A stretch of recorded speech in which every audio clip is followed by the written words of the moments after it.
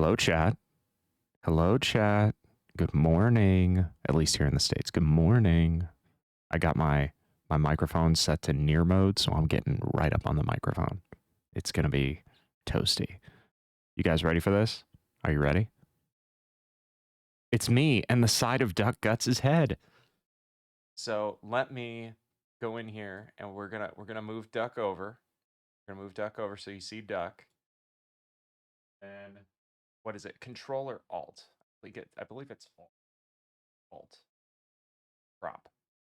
I could just, oh yeah. Oh yeah. Look at that. Oh yeah. That's the good stuff. Let's put Duck right there. Bam. Oh my god, I did it. Chat, I did it. It's Duck.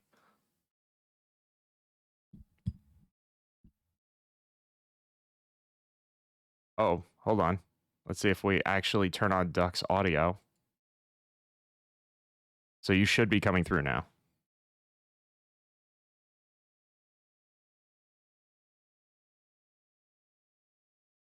Or is he still muted? Damn, he's still muted? What am I doing wrong? What am I doing wrong? Oh god. See, this is why I can't be trusted with this sort of thing. Audio output capture? I already have desktop audio. I'm aware, maidens. I'm aware you guys can't hear him. I'm just, I'm so embarrassed. So embarrassed. Duck, how would I, like, okay, the only things I have right now are my camera and the screen cap for you as my two sources. Normally, desktop audio up, except Discord, as in the past.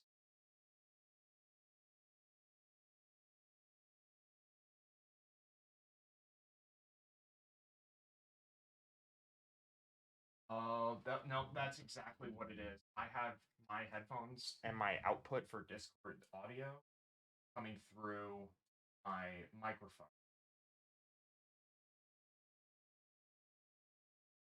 Might have. You know what? Because I don't want to drag that over, I'm going to see if I can change my desktop audio property out of the headphones so that you should come through now. Okay. Yeah. Maybe I'm coming I through did it. now. The little green thing is moving. You did it. I did it. Did it happen? Oh, dude, was it my idea? It was. Fixed it? You're a fucking genius. Well done, me, everyone. I did it. Do you hear that, chat? And this is what you do to cheers a British man when he does something right. You raise your glass of tea. You sip it, and then you pour it into the nearest large body of water. Hey, do you have my effects, by the way? Is the reverb? Can you hear the reverb when I say the reverb voice? Yes. Did it work? Great, yes. Fantastic. Look, man, I need the effects. It's part of it now. How's it going, chat? Crowd cheese is yelling, brother. Brother. I am in Dr. Rhino's stream now. Oh man. Here I am in a different Twitch channel. I've never done that before. It's fun. Feels a little different. It's like mine. And don't worry, we'll be running over. Did you bring sorbet? I didn't bring sorbet. I do like how you place the emphasis on the end of the word though. Sorbet right there at the end, dude. Oh man, yeah. Definitely. Sorbet from my Salt Bay. Sorbet. It's okay. Let me just pop out the chat real quick. Oh yeah. So chat, today we're gonna have a lot of fun stuff to talk about. We're getting our sillies out now, though. Again, like that's not to imply that our discussion right now is going to be anything short of absolutely ridiculous. But we will have a lot of fun things to talk about. That said, I'm going to do my best to not let you influence me, chat. So alerts will not pop up if you turn them on. I won't be doing push-ups or anything like that, interrupting the middle of the podcast. And I'm glad you were all here catching it live, because going forward, I will get rid of this little purple bar across the top because that's kind of killing my vibe right now. There we go. So this is going to go up. Duck Guts is going to be my very first Patreon exclusive video. So yeah, Duck Guts is going to Pretty live on my cool. Patreon forever. Pretty cool. We're a chat full of Some- influencers. You are all positive influences on my life. Ooh, Oh yes. he just went there. Also, I want to take this moment to point out yet again, because I can't stop talking about it, that this fucking cloak worked. Oh yeah, dude. Look at that. Look at him. That cape is so good, man. Like how okay, let me ask you a question, Dr. Rhino. How long did you cure the green stuff before you really tried to get it on there looking the way you wanted it to look? Oh, I know maybe it's a bit of a random 45 question. 45 minutes. Yeah, that seems to be about the sweet spot I found. I was experimenting a lot. I feel like that is the biggest variable in green stuff fabric sculpting is how long. Someone actually, it was the coolest thing in the world. Someone reached out and were like, "Hey, what tutorials do you recommend for green stuff work?" I'm like, I don't know. It's not. It's yeah. I did It's what weird. the sauce told me to do. It's yeah. It's kind of like green stuff sculpting is strange because it really is just. It's just the way you do it. You can use any tool. It's really you have the vision in your mind's eye, and the real thing is just leaving the putty to dry. There are things like fur sculpting where maybe looking up some stuff will help you, but at the end of the day, you're just making it. It's not like paint where it's like, well, actually, if you mix certain components, it will create certain results. It's like it's literally you just got to sculpt it, man. It's either going to look like the thing or not. You know what I mean? Yeah, that cape's fierce, dude. It looks amazing. Yeah, very happy with it. The only thing we have left to do is put some magnets in it, and all the things that I can say, and I can say a lot about my very first Forge World model. I can't appreciate that there are magnet holes already in the little Good, right? arm attachments. Good. I'm Really gonna good. magnetize that Yeah. shit. Yeah, definitely. There's a lot of shortcomings with the Forge World resin, but I have to say that it's really nice to have that. And we had the added bonus of, in the process of prepping our piece, we have our very own Achilles Dreadnought mold piece right there. So yeah, I What have a is piece of the that? silicone from inside the mold. What is? I don't understand. A mold piece, you say? A piece of mold? Yes, so like the actual physical mold that they pour the resin in to make the model, a Huh. piece of it got stuck in my model. So when I was scraping it clean, I pulled this thing out. I see. So we ended up with a tiny piece of the master mold that actually makes this model. So going forward, anybody who orders an Achilles Dreadnought until they notice this issue and recast the mold, will have in the the left greave, the shin plate is going to have a I big see. chunk of resin missing. Gotcha. So I have it. I have your chunk of resin right here. I tell you what, the Oculus is fun, man. That's one of the units I had at the tournament. But I tell you what, that Oculus is like.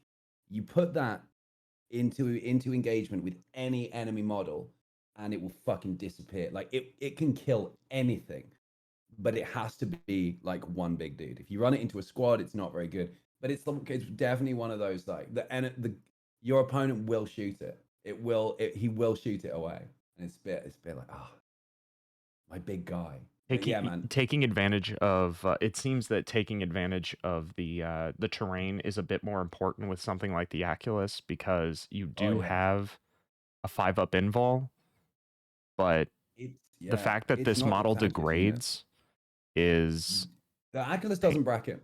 It the doesn't Oculus bracket? does not bracket. No, the Telemon does. The tanks do, but the two contemptors, the Oculus, the Galatas, they do not bracket. Huh.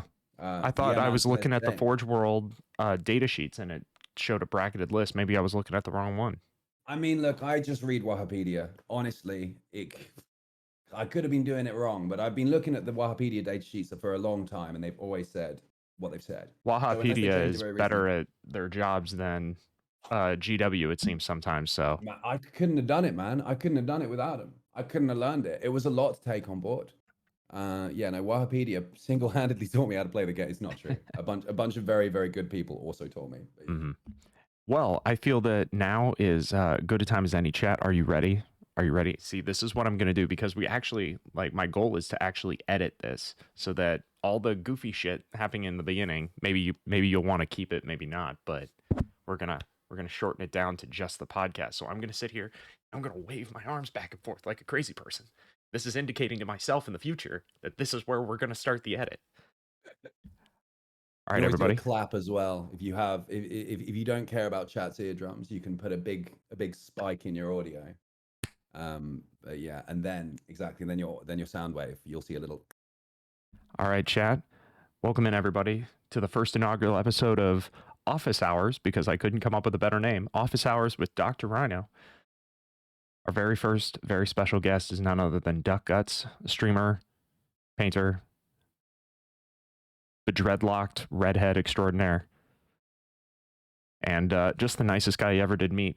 Duck Guts, hey buddy, how you doing? Hey dude, thanks for that absolutely wonderful and glowing intro. I'm doing great, man. Thanks for having me on. It's an absolute pleasure. So we have several things to talk about today. One of those being right at the very beginning. I need all the details. You played in your very first 40K tournament over the weekend. Yeah. Tell I sure me everything. did. Starting with, what did you bring with you? What did I bring with me? Yeah. Well, listen, I hadn't played a lot of 40K before the tournament. I was invited by someone, and I kind of went for the experience. But don't let I don't want there to be an implication that I was actually tournament ready in any fucking way. I took with me a list I'd sort of hacked together. I originally picked Custodes because I didn't want too many models to paint in case I got bored. So I ended up buying a bunch of cool models because they have some really cool ones. Converting them and doing my things with them. And then I came to the real list building, the real crunch. And it was like, oh my God, I can't fit all of these guys in one army. Custodes are really expensive and list building with them is agonizing. So, I managed to take a list that managed to house all of the cool squads and units that I had, but in their kind of minimum squad capacity. And for the most part, in just a kind of assortment that wasn't particularly competitive. But what I took with me was a list that had some Alaris Custodians, the Terminators. Loved them. They performed really well. I had a Vexilla Praetor in Terminator armor. Not one you see often. I just liked the Terminators when I was buying the models. So there you go. When I was building them, sorry. And I have a Terminator Captain as well. And then I had the Bite Cap. Everyone's got the Bite Cap, right? That's the one. That's like the unanimous, the quintessential Custodes unit is the Bite Captain. And I took him. I strapped all the rules onto him that made him, really tanky, really hard to kill. Talamon, everyone's favorite Dreadnought, and Aculus. Yeah. And a squad of bikes. Venatari, dude. Oh my God. The Venatari, man. Now that's where the action is right there. Those things are crazy, crazy good. I thought that my Custodes list was complete, especially after I got the Aculus, but between between Venatari and a Telemon, I'm kind of just trying to hope that between finishing my sister's army and starting to work on the other units of my Custodes army that magically all the Forge World stuff is now going to be started to be printed in plastic. So I can supposedly that's like a rumor going down the line that because the reason why Forge World was made in the first place is because they're like, we have all these models with all this detail we want to do, but we can't achieve that in plastic or metal or whatever the material choice was at the time. And now plastic is outperforming their resin because they're using old resin and old techniques. Yeah. But the rumor is that they will switch to plastic and that the plastic will still be Forge World, so it'll still be pricier, but it'll be more readily available and we won't have casting issues or anything like that. It'll be perfect every time. Because again, you look at the Aculus, you're like, oh, well, what about those greaves, those shin guards? That's, you just take the 3D file of it and you just cut it right down the middle and make two halves and you just stick them together. But I digress. That list sounds like a lot of fun, and I also am super fond of the Terminators. My 2,000 point list, and it is 2,000 points on the nose, and it makes me so happy. Very good, isn't it? because getting 2,000 points is like exactly like you said, it's hard. Dude, it's so hard, man. And the Misery Accordias, they help, but they're still 3 points. Like 1,999 points. Be damned, dude. I want to use that last point. And that's the problem, I think, that custodians and any army that hasn't gotten a new codex, because one of the things that I can appreciate about the FAQs and the new codex is they're changing things to be multiples of 0 or multiples of 5. So even if something's cost goes up by 5, you know, if the Misericordia, I don't see them doing it, but the cost going up by I didn't know they were by doing 2. that. They're making the numbers a bit rounder to help. Yes, Just to make it easier to hit Ah. those rounded 2,000, 1,000. Because even though you're playing like a Strike Force game that is 501 to 1,000 points, how many of us are actually playing like a 736 point game? We're playing 1,000 points. We like it's like when you drive the speed limit. You don't. It's not like, oh, the speed limit is 45 miles an hour. And you do like 37 because you're like, well, the limit is 45, but I don't need to go. You go 45 or 50. It's yeah, dude. Yeah, I don't drive and I can't relate, but I absolutely do use all the points. Yeah. And okay, so this is something that I normally would not interrupt the podcast for, but we have somebody in chat asking for the donation information for the International Rhino Foundation. So that is exclamation point donate in the chat. So anyway, back to save the rhinos, guys. Save the rhinos. That's what we're here for. So the list was set. The list was set. Yeah. Did I miss anything else? Sorry, I'm just thinking. Oh, and I had a couple of troop choices as well. I had a normal custodian guard squad, and they were all shield guys. So, great unshiftable tanks. And Sagittarum, dude. Oh my God. The Sagittarum shoot, man. Like, they fucking shoot. They really shoot. They have them and the Venatari. There was one shooting phase. I had them, the Venatari, and the squadron of bikes all shooting at the same kind of clump of enemies. And dude, they just went down, man. It's a lot of shots. People don't think about the Sagittarium because they just look like dudes with bolters, but they have a 36-inch range. They all fire 3 shots, and then they have the extra shooting profile as well, which is like this massive beam. Dude, they're really good. The fact that it's assault too makes that so much spicier, because you're like, oh, well, like something that shoots that far, hits that hard is definitely going to be a heavy weapon. Like, no, I'm just going to advance and fire at a -1, so I'm hitting on 3s. Yeah, they're deceptive. They're deceptive because really the only thing about them is just that gun. It just looks like a gun. They just look like a custodes holding a gun. I don't know. They don't look intimidating, I guess, is the deal. But man, their shooting phase is real good. They're obviously kind of bad in melee, but yeah, I didn't really have them in melee ever. Yeah, that's my thought process. Is in my list, it's 2 units of 3 dudes with shields and swords, and then 1 unit of 4 Sagittarum, which is going to be sitting on my home field objective. Yeah. Because 36 inches on the smaller board sizes, they can just sit there and pop.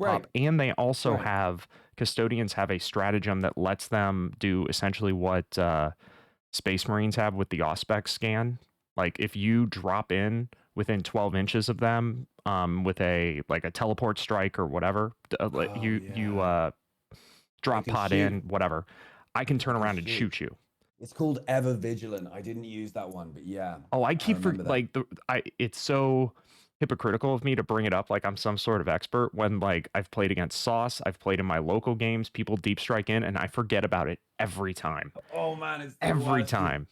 Playing the games is like, I'm really dyslexic, so I don't know how much. I'm pretty sure that makes it very hard, but maybe it's just hard for everyone starting out. But like, those little details are the things that really get lost. It's because you're thinking about so many things at the same time. It's like it's like learning any game. It's easy if you just shut out most of the game and focus on the core elements. That's fine, and you can kind of keep up with it. What dice you're rolling and what the numbers need to be. But all the other stuff along the way is just so hard to, and stratagems make or break the game as well. They're like your objectives. I mean, they're like as important as objectives. A good stratagem changes the whole game. And I'm like only just starting to, I got them all written down somewhere. On the train up to Nottingham, I was going through the stratagems. I was listening to a YouTube video where someone was, doing a tier list of all the custody stratagems. And was it Auspex Tactics? It wasn't Auspex Tactics. It was someone else, but it was a very similar kind of act. And yeah, I was just writing everything down because it's the easiest way to remember what shit does is if you just write it down and make your own little cliff notes. Even though I've got it all in the book, I feel like it was the same when I was learning D&D. The best way I started to learn D&D was by making my own version of the character sheet, and I would do my own little footnotes on all the numbers. And then I ended up using the actual character sheet, the real stuff you're supposed to use. But in the process of creating my own version of it, I had kind of figured out what it all did, you know? Yeah. The handwriting repetition, like there's even like the weird little I've heard, and I mean, believe it or not, chat, I'm not a real doctor. But surprise, like big reveal, like he rips off the mask. It was Oh me my all God. along. I can't believe it. But I know you all feel betrayed, but let me ease that pain with a little bit of anecdotal knowledge that I have learned that supposedly when you write things down to stick them in your memory, if you write them down with blue ink, it supposedly sticks in your head better. Blue ink, huh? I don't know why. You heard it here, guys. I don't know ink, I guess. Do you know what? I hate blue ink as well. I hate it. It's like, because it is blue ink is in school, it was like there were blue pens and there were black pens. I just remember, not in school, but in life. But when I was a kid, that's how I thought about it. I was like, well, the pen could be blue, the pen could be black. And I just preferred the black ink. I just thought it was cooler on every level. And from that, I now realize I'm really biased against blue pens. I've never thought about it before. I hate them. Don't ever show me one. And now for our segment, Weird Hills to Die On. Duck Guts has stated. Oh man, if anybody comes at me with a blue pen, I will stab you with it. We've been on Weird Hills to Die On, Rhino. The whole the sandwich debacle of many months. I have particularly strong opinions on that subject, and it can be very polarizing. Maybe we'll do a whole nother podcast. You know, there actually is, we will definitely have to discuss it regardless on another episode. But there is a whole podcast called "A Hot Dog Is a Sandwich." Is there really? Yes, and it's run by if any of you watch. I love how I'm plugging another person's podcast in my very first episode, but the folks at Good Mythical Morning, they have another spin-off show called Mythical Kitchen, and the folks from that have a podcast called A Hot Dog Is a Sandwich, where they discuss things like, is a hot dog a sandwich? Is ketchup a smoothie? Is cereal soup? Is the ocean technically a soup? So there's lots of fun discussions, and they get way more granular into it than you would assume. That sounds like my shit. That sounds amazing, dude. Sounds amazing. That's exactly the level you want to inspect things on. Unnecessarily close and very, very pedantically. Yes, that is my life. Do you think his real name is Link? Do you think his mother calls him Link? Yes, no, that is his real name. Is fully his real name? His real name is Link. So people were called Link before Ocarina of Time? I mean, before Legend of Zelda? I guess, maybe. Yeah. Oh, there you go. Link. Who'd have thought it? Sorry. It's really weird. We found yet another thing to be like, who would do that? Who would do it? Link. But then again, you have to ask yourself, the very first person to name their kid Herbert. You're like, the hell's a Herbert? What do you like? If you name your son Hawk, you're naming him after a bird. Yeah. You name your son Mason, you're naming him after a guy who throws bricks around. But Herbert, what the hell is a Herbert? Yeah, I don't know, man. Weird kid names, you just have to go for it, I guess. You just have to go for it. I know of someone called London. They live in London. You know, sometimes you just got to send it, I guess. Mm-hmm.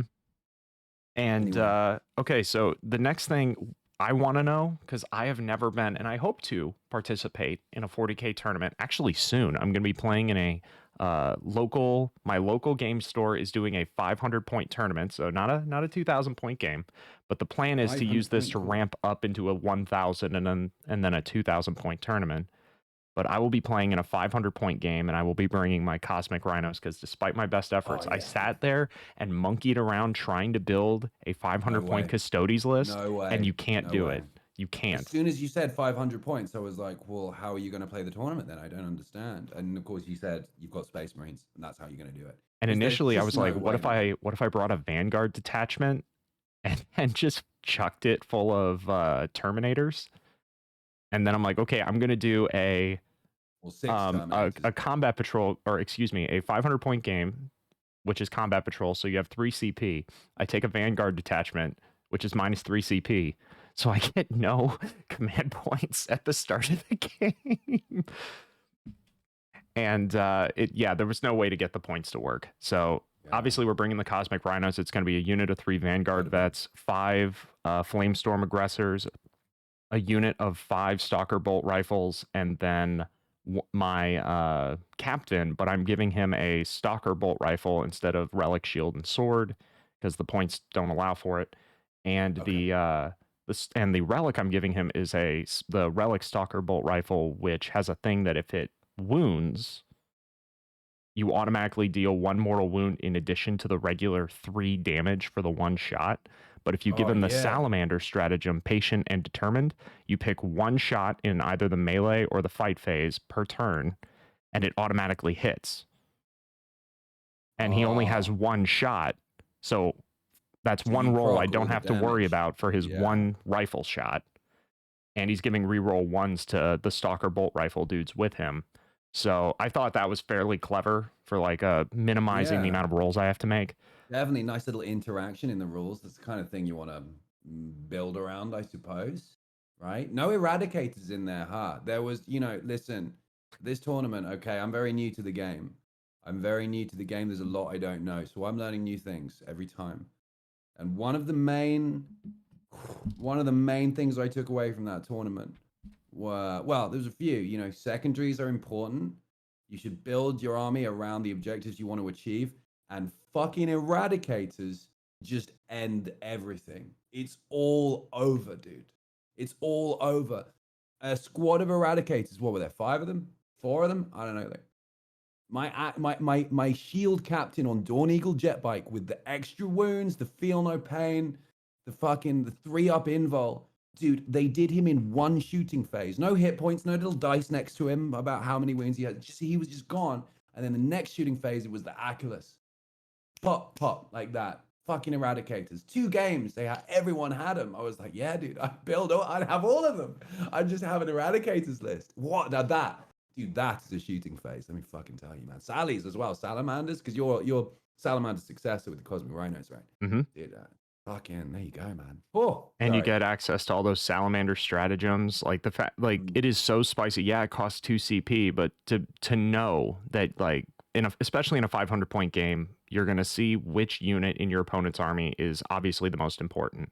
You bull rush the aggressors in there, and then you drop 2 CP, and you max the flamer shots. So if all 5 guys get in there, that is 60 hits, 60 automatic hits. And if it happens in turn 2, they're at -1 AP, and I'm at +1 to wound. For turns 2 and 3, I have -1 AP and +1 to wound on all flamers and meltas. Plus, because I'm a successor chapter, the 2 things that I chose are +1 to advance and charge, and I fire assault weapons without penalty for advancing. Oh, so you just run them and shoot them? Yep. Oh my god, dude! It is a fairly straightforward playstyle, which I thought was fairly fitting for the Cosmic Rhinos. They're like, we're going to charge in there, and then we're going to beat the crap out of you. And the best part is there's another Salamander strat that if you're like, okay, well, now the aggressors are in melee, they can't use their flamers anymore. There's a 1 CP stratagem for Salamanders that lets you fire your flamers in melee like they're pistols. Yeah. So that's the other thing. They just keep their finger down on the trigger and they just tape it down. They're like, whatever, dude. Yeah, they're like, okay, everybody, inhale. Here we go. Yeah. Oh man. So what was the process like for the tournament? Like when you showed up, did you and I mean, I don't want you to skip any detail. Like when you showed up, like where did you put your army? Like what sign up sheet did you use? Did you have a name tag? Hi, my name is Duck Guts. Today I brought Custodes. Well, honestly, so I showed up to the venue. It was the Honest Wargamer hosted the event. It was his event in his venue. He has a place up in Nottingham. It's this great little space. Lots of tables in there. There's in one raised part. There's a kind of second room They have these raised up tables with these walls in between them. It's very, very private. It's like booths of Warhammer. It's really, really good. And Oh, he's that got sounds ceiling cool. rigs for cameras and stuff because he streams like live games and everything. It's really good. His streaming studio is in the same venue, and it's just all set up like the right way. And they got a little bar there, and they got a fridge, and they got a coffee machine, all that stuff. And yeah, so I kind of showed up and just mingled a bit. But listen, like, I showed up, and the first thing I did was I asked if anyone had the chapter approved, the new book, and the second and someone gave it to me, and then the second thing I did was I got out my notepad and pen and I sat down somewhere and started scribbling stuff down, and everyone was like, oh, you're gonna lose, right, got it, okay, he doesn't know how to play it, got it. No, everyone was super cool. I knew a few people ish from Twitch, and a friend of mine was there as well. I met up with a guy. So this was really cool. This is one of my favorite things about it. Is I was talking to about this tournament in the weeks leading up to it, and mentioning my own inability to play. And one guy in chat was like, "Hey man, I live up there. Like, if you want to, you can hit me up the day before. We'll go to Warhammer World and get a game in there. It might be fun, and I'll help you out." And that guy was an absolute diamond. He was so cool. He's called like Kolari or something on Twitch, but yeah, he was just brilliant. So he was there too. Said hi to him. Kind of just tried to sort of make friends with him. It was a bit weird though because I'd never been to an event like it before, and it's a bit like when you're in school and like you show up to some kind of club or I don't know, like some kind of thing, and you have that awkward kid moment where you're kind of trying to look busy because it's like everyone seems to kind of know each other, or everyone knows the kind of zeitgeist and the thing. Everyone knows already what all the stuff to talk about is, and you're in the room like, oh, I just try to look like I fit in. How do I do? Oh, Space Marine. You hear the one about the fucking Space Marines?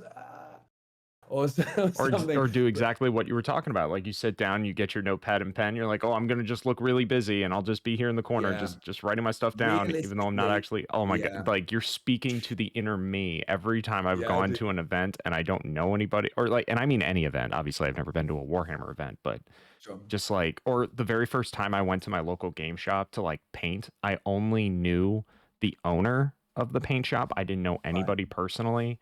And Yeah. despite the fact here on Twitch and interacting with you, I may come across as like very sociable, very capable of social interaction in some sort of a adult fashion. But in Sure. fact, that is a lie. I know the feeling, man. I know the feeling. It's that imposter syndrome, dude. It clings on to you your whole life, but sometimes you just got to send it and just push it down and be like, fuck it, I'm in the room. I'll just get on with it. But in all honesty, I was very seriously writing down secondary objectives and trying to figure out how I was going to do them. It had dawned on me the day before in that warm-up game with Declan. He kind of schooled me a little bit about objective scoring and how like crazy important it is in ninth to do all this weird stuff with your army. When I was learning the game and learning to like data sheets and everything, I was running scenarios in my mind. Like I would look at a plague marine and then I would look at a terminator and I'd be like, okay, well I'll roll this dice and then I'll roll that dice and okay, so sometimes I win if I'm shooting and then I'll run in. And I was doing all that stuff. And then and obviously I played a few games at home with my friends, but like I don't know, I just didn't take all of it in. But then I got there and I was like, oh, it's not like that though. That's like half the game. And the other half of the game is making your army run around doing weird stuff. And Custodes is like, but I only have a few dudes. I only have a few of them, and they're all supposed to be killing stuff. I can't like. Anyway, yeah. But sorry, I digress though. I got into the room and it was really, really cool. And everyone was really, really nice. And I was scribbling down secondary objectives. And I kind of just said hi to everyone. Everyone was, yeah. A couple people like, oh, I'm so hungover. A couple of people were like quiet, like stoic. Like you could tell a couple of guys sat down. They were like, okay, it's time to fucking kill some people. I've got my army. These fucking idiots don't know what's about to happen. Some people were kind of just quietly like waiting to just blow other people up. But yeah, and Rob was there. Rob, Honest Wargamer, obviously the host of the event, and he was just really cool. He's like a really, really relaxing kind of person to be around. He's really kind of just comfy and funny, and he's there to have a good time. And he was just so sort of into it. He was so happy that everyone was there. And there was free drinks all day, coffee and beer, and they had some 7-Up and stuff like that, and that was all free, which was amazing actually. So you could just kind of so you had refreshments, I guess, and coffee and all that stuff. Did the And Honest yeah, and Wargamer did the Honest Wargamer have like how do I put this? Like, was he playing in the tournament? Did he have like a no. vested interest? He wasn't playing. Okay, because I was gonna say that is the most diabolically genius thing I've ever seen. Just like supply people with coffee and beer, so either they're gonna get really intoxicated and make mistakes, or they're gonna have to shit and make like super quick decisions because they have to end the game and poop. So I'm like, that is brilliant.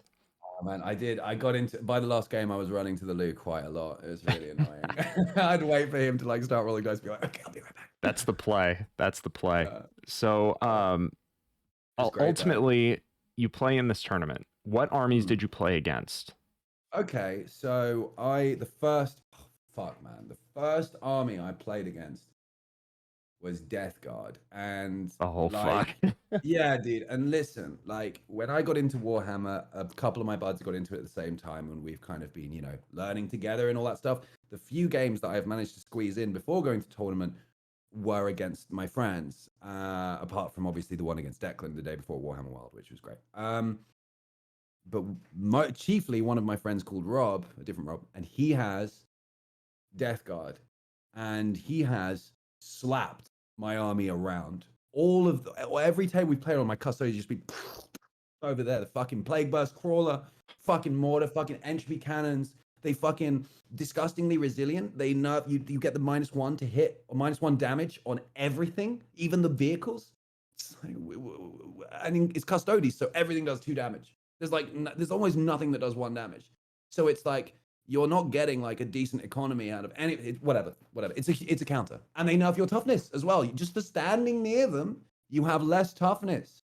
So it's like you're not as tanky, you don't do as much damage, and God knows there's like less of you, Mm-hmm. and it's a nightmare. Especially if they're taking that Poxwalker spam, like what Oh, the you sauce was know, working on. It's like, oh, you hold on, know, let me just. It's gonna take me a few minutes to move these 80 Poxwalkers. And you're dude. just like, well, shit, I don't have enough. I literally do not have enough like attacks across my entire army to Yeah. delete these units. And Poxwalkers come back too. Oh God, I that was my only thing. He was kind of crushing me, and in the first couple of turns, it was like, okay, this is looking pretty bad. I'm pretty sure I'm going to lose horribly, but technically anything could happen. At least I'm chipping away at that squad of Poxwalkers. They're blocking everything out, but at least I'm chipping away at them. And of course, slowly they just came back, and more of mine died. I had taken second in the first game. I tried to get creative. Now with my new cliff notes I had made about secondary objectives and all my new little notes and new little ideas. I thought, okay, I'll get creative. I'll do some fun secondaries. I'll take the one where I have to kill his vehicles because I can see he's got a lot of vehicles. I was trying to do critical that, you look at the enemy's army and you try to make a couple of decisions. And Mhm. because I don't know the game very well, that's really the difficult part is organizing the strategy of what my game's going to be. That is the part I have the most trouble with at the moment. Playing the game I can kind of do, but deciding how I'm going to play the game, it really lives and dies on the decisions you make in the first like 20 minutes. But yeah, so I took a thing where I was like, oh, I'll kill his vehicles because he's got a bunch of them, so that's great. I'll take behind enemy lines where I go, or maybe it was engaged on all fronts. But I was like, I've got a bunch of deep strike. I had like half the army in deep strike. I was like, I have a shield host, the dread host, Mhm. shield hosts, and they have buffs to deep striking. And I always love the idea of deep striking because I just think it's cool. So I was like, great, I'll deep strike on the other side of the board at some point. He'll probably screen me out, but eventually I'll get there. And when they arrive, it'll be amazing. That didn't happen. He obviously screened me for the whole game. And something else that just never happened, some other objective I didn't do. And he kept all his vehicles back there, screening out the backside of the board. So I Yep. couldn't deep strike, I couldn't kill his vehicles, and I kind of half-heartedly worked on a couple of squads of Poxwalkers while he completed all his objectives and just systematically shat on different elements of my different parts of my army one at a time. It was like horrendous. And he had a really great layout. He had 2 Plague Burst Crawlers. 2. Mhm. And he put them on either corner of the back. And he just looked at the scenery and made some good decisions about where they should sit. And it just meant that their entropy cannons, they just looked at all the important corridors and just meant that I couldn't leave any troops in, certain places. And then he had, all of his infantry slowly coming down each side. And his table was just a mirror. It was a perfectly symmetrical thing. And he had his kind of, HQ squad sort of sort of running around a little bit. But apart from that, it was just straight both sides. And that's really intimidating as custodians because it's like, I can't, like, both sides present exactly the same threat. And I don't know how to split I don't really have an army that just splits into two parts like that. Well, at least my list wasn't, a lot of people with custodians, they run lots of troop units because the troops are really good. And, at least you get a lot of bodies on the board. And so in that instance, perhaps whatever. Anyway, that was my first game and it was pretty horrendous. But listen, every game that I did that day, I got, I stood at the table and found, you get, so that's how it works, by the way. You get a little, there's an app. I didn't really, people kind of sorted this out for me. I just went up to someone and asked questions whenever I needed to know something, but there was an app and it told you where you were going and how many points you had and who you were playing next and everything. And Rob's tables are all numbered. So you just go and find your table. Oh, that's cool. Yeah, it was really, really good. So I'd get there and there'd be a new person. I'd be like, hello. And every time I would say, like, very, very, try quite concisely, like, hey, just so you know, this will be my 4th or 5th game of 40K. I'm totally new. I don't really play anything on tabletop. And I'm quite dyslexic. And man, listen, I'm just here to have the experience. I just came for a good time. And look, I'm going to try and keep up. I'm going to do my best. And I'm just going to try and give you as good a game as I can. Okay. I'm and if, I'm sorry if you have to be patient with me at any point. And every time they were like, gotcha, easy claps. I see what we're doing. They were like, totally fine, man. You know what? That sounds great. Let's get fucking rolling, dude. But no, everyone was super cool about it. Even the Death Guard guy. And he walked me through every little moment. As he crushed me, he explained. And this is how I'm going to roll these 30 dice, and I'm going to delete that unit, and this is why I'm doing it. It's it's something that I've been picking up mostly anecdotally from other people talking about their experiences playing games. What I'm hearing you talk about is actually exactly what they say. Like when you are a new player, tell the other person because they're probably going to love it. Not from the semblance of like sweet and easy dude that I can beat the crap out of, but more like someone I can teach. Now, yes, you will get the occasional person that's like, okay, well now I'm really going to make you cry. But from what I'm hearing from you, like if this is something you've already figured out, or something that someone at the tournament told you, what I learned recently from a little podcast episode that Taiko Uemaga and Nick, oh God, I can't remember his last name now, but Taiko and Nick from Play on Tabletop do a thing for their patrons, and I asked them, I was like, guys, how many secondaries should I build my army around versus how many secondaries should I decide on at the table when I see my opponent's army? Because, you pick your secondaries, quote unquote, you pick your secondaries at the table. That's a good question. And that's a really they good said build to 2, plan on changing 1.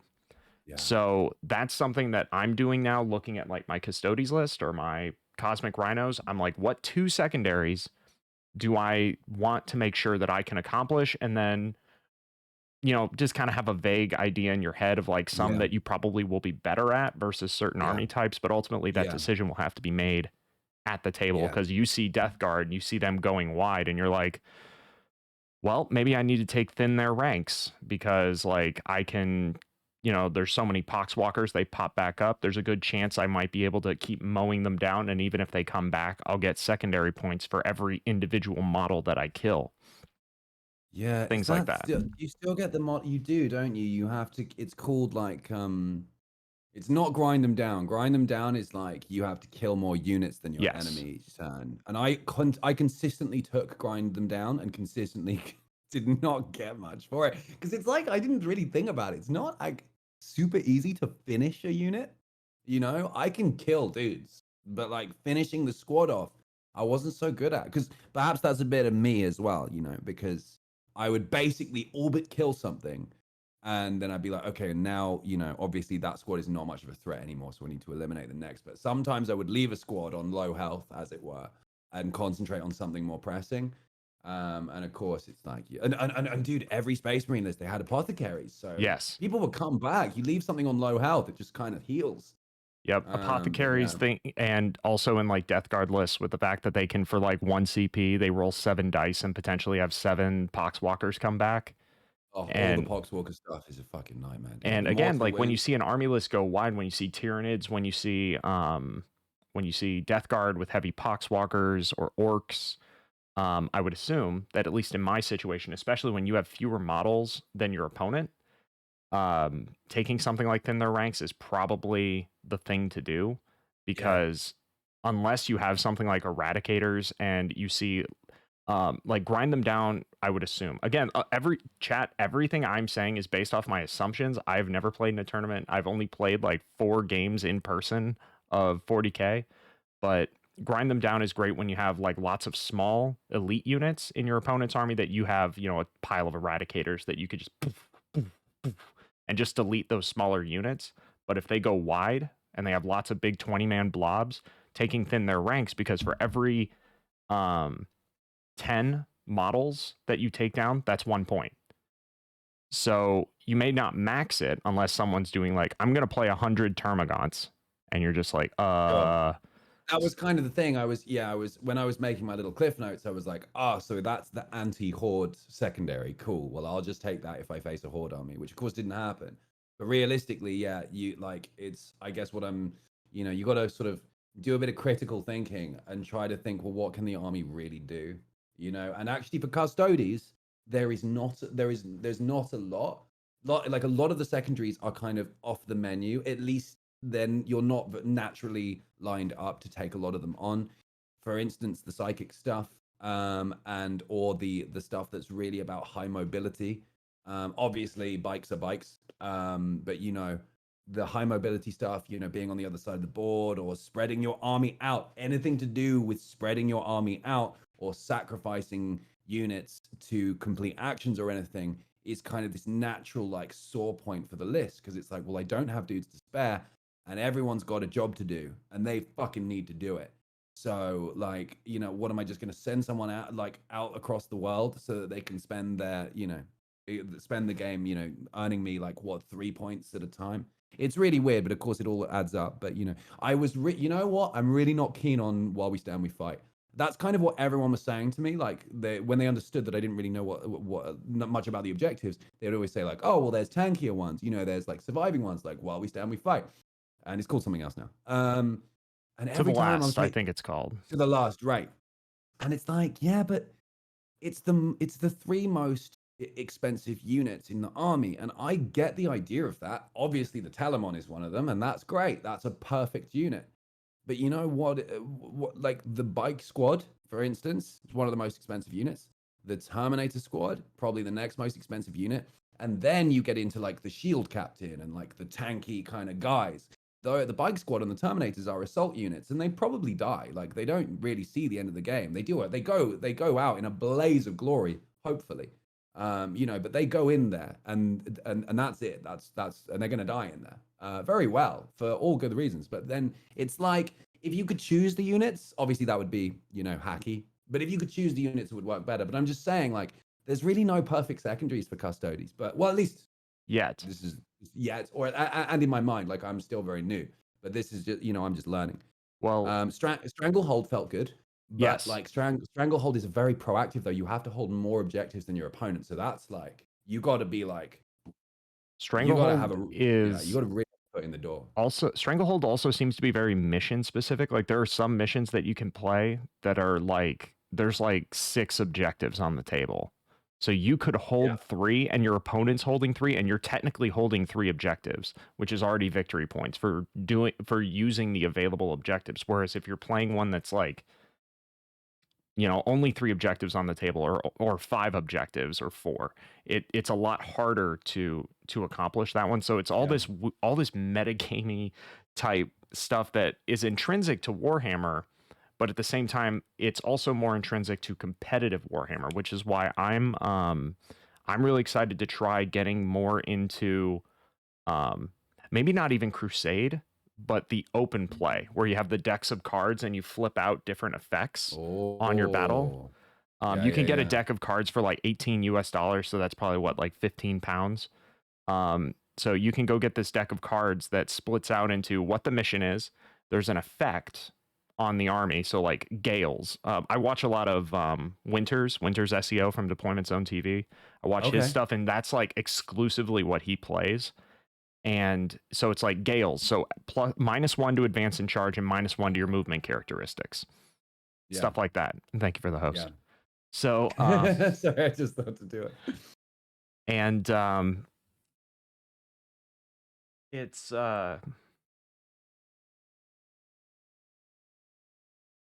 shit, I lost my train of thought. God damn it. Okay, so Sorry, that's man. I'm I so was trying proud to of help with the host. I'm so proud of the fact that I made it this far, and then I only it only took until now for me to lose my train of thought.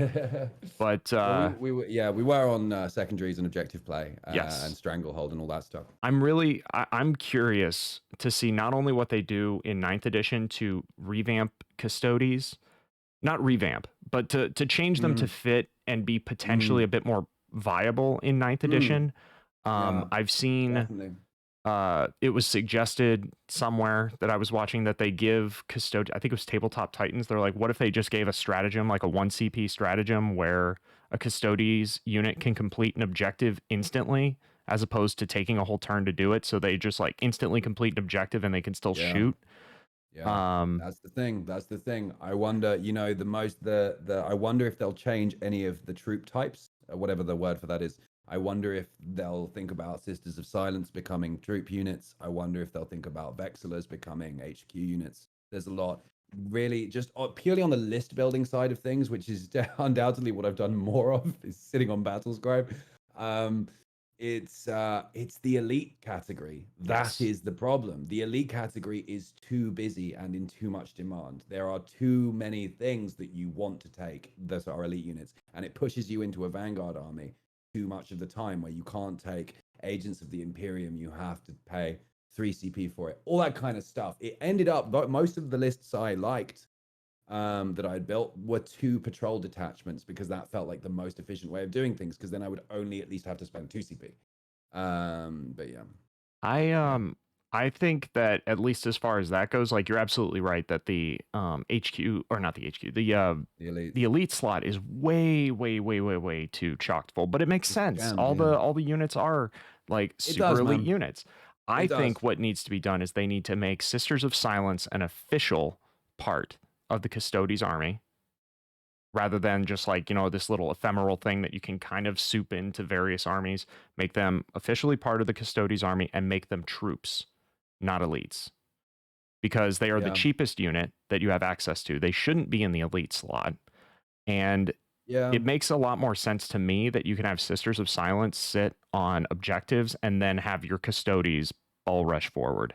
I'm also, as much as people might point out to me that it is definitely not the play, in my mind, like the way I have my 2,000 point list set up, I am definitely going to be dropping 2 CP on like Unleash the Lions, and I'm going to split a Unus of Alaris Terminators and just sit 1 on each objective, and then just throw everybody else into your face.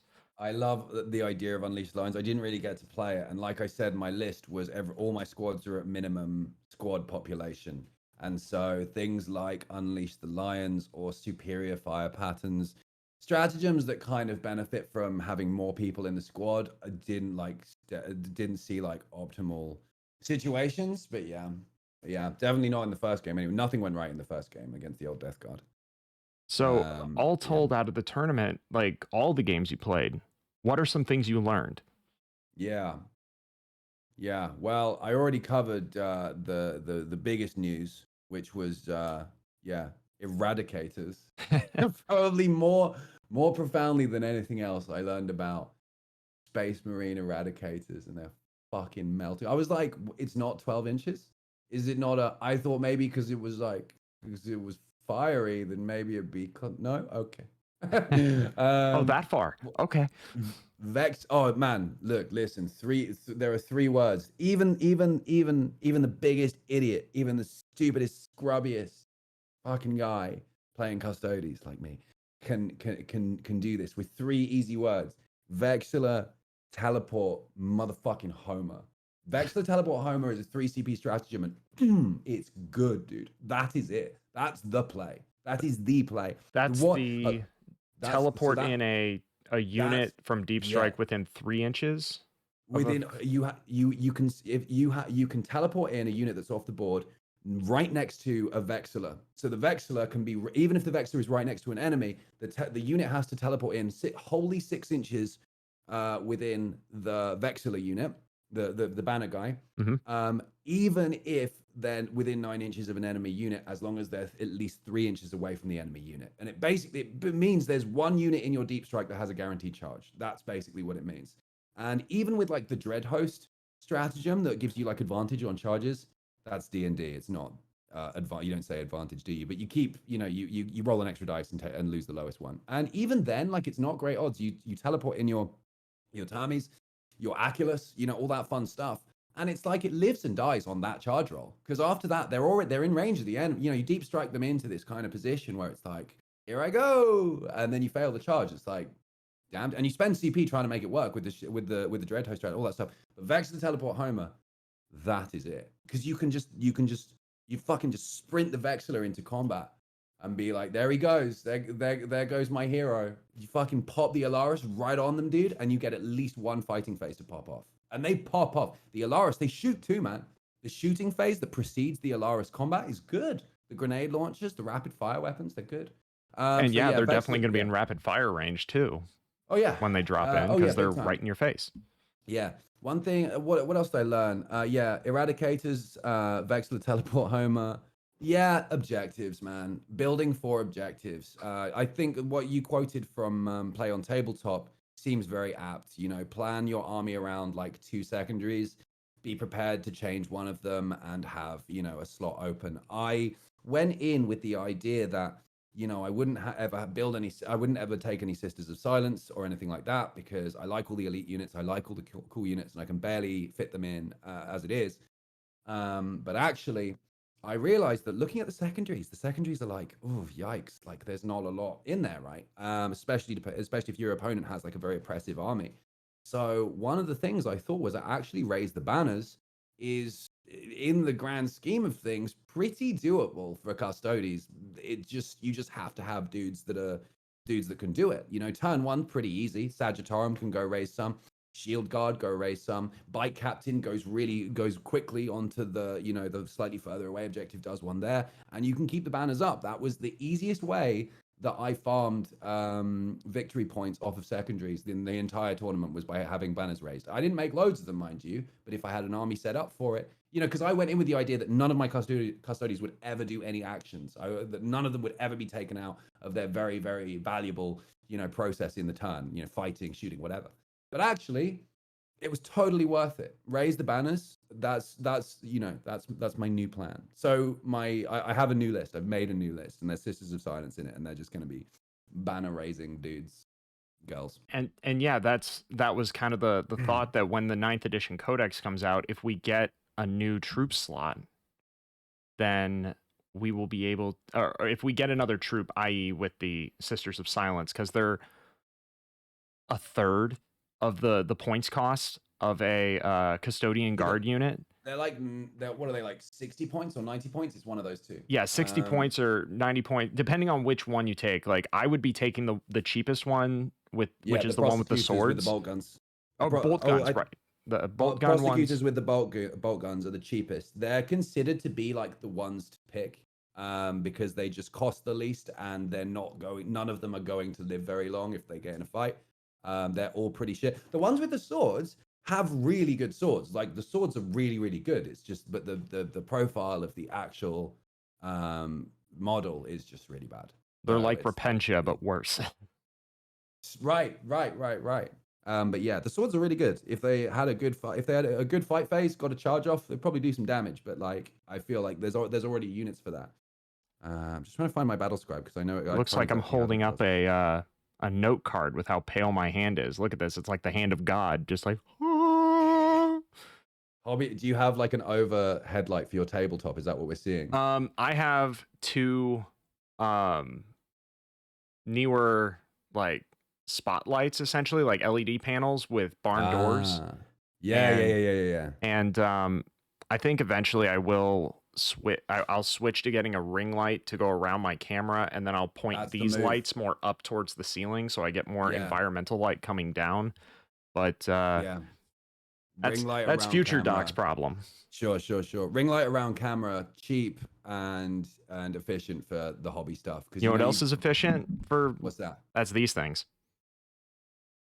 Grim grips. That's efficient. Oh yeah, sorry. It's still, dude. Look, listen. That's so funny. You should mention them. I have one of those too, man. You have wow. one?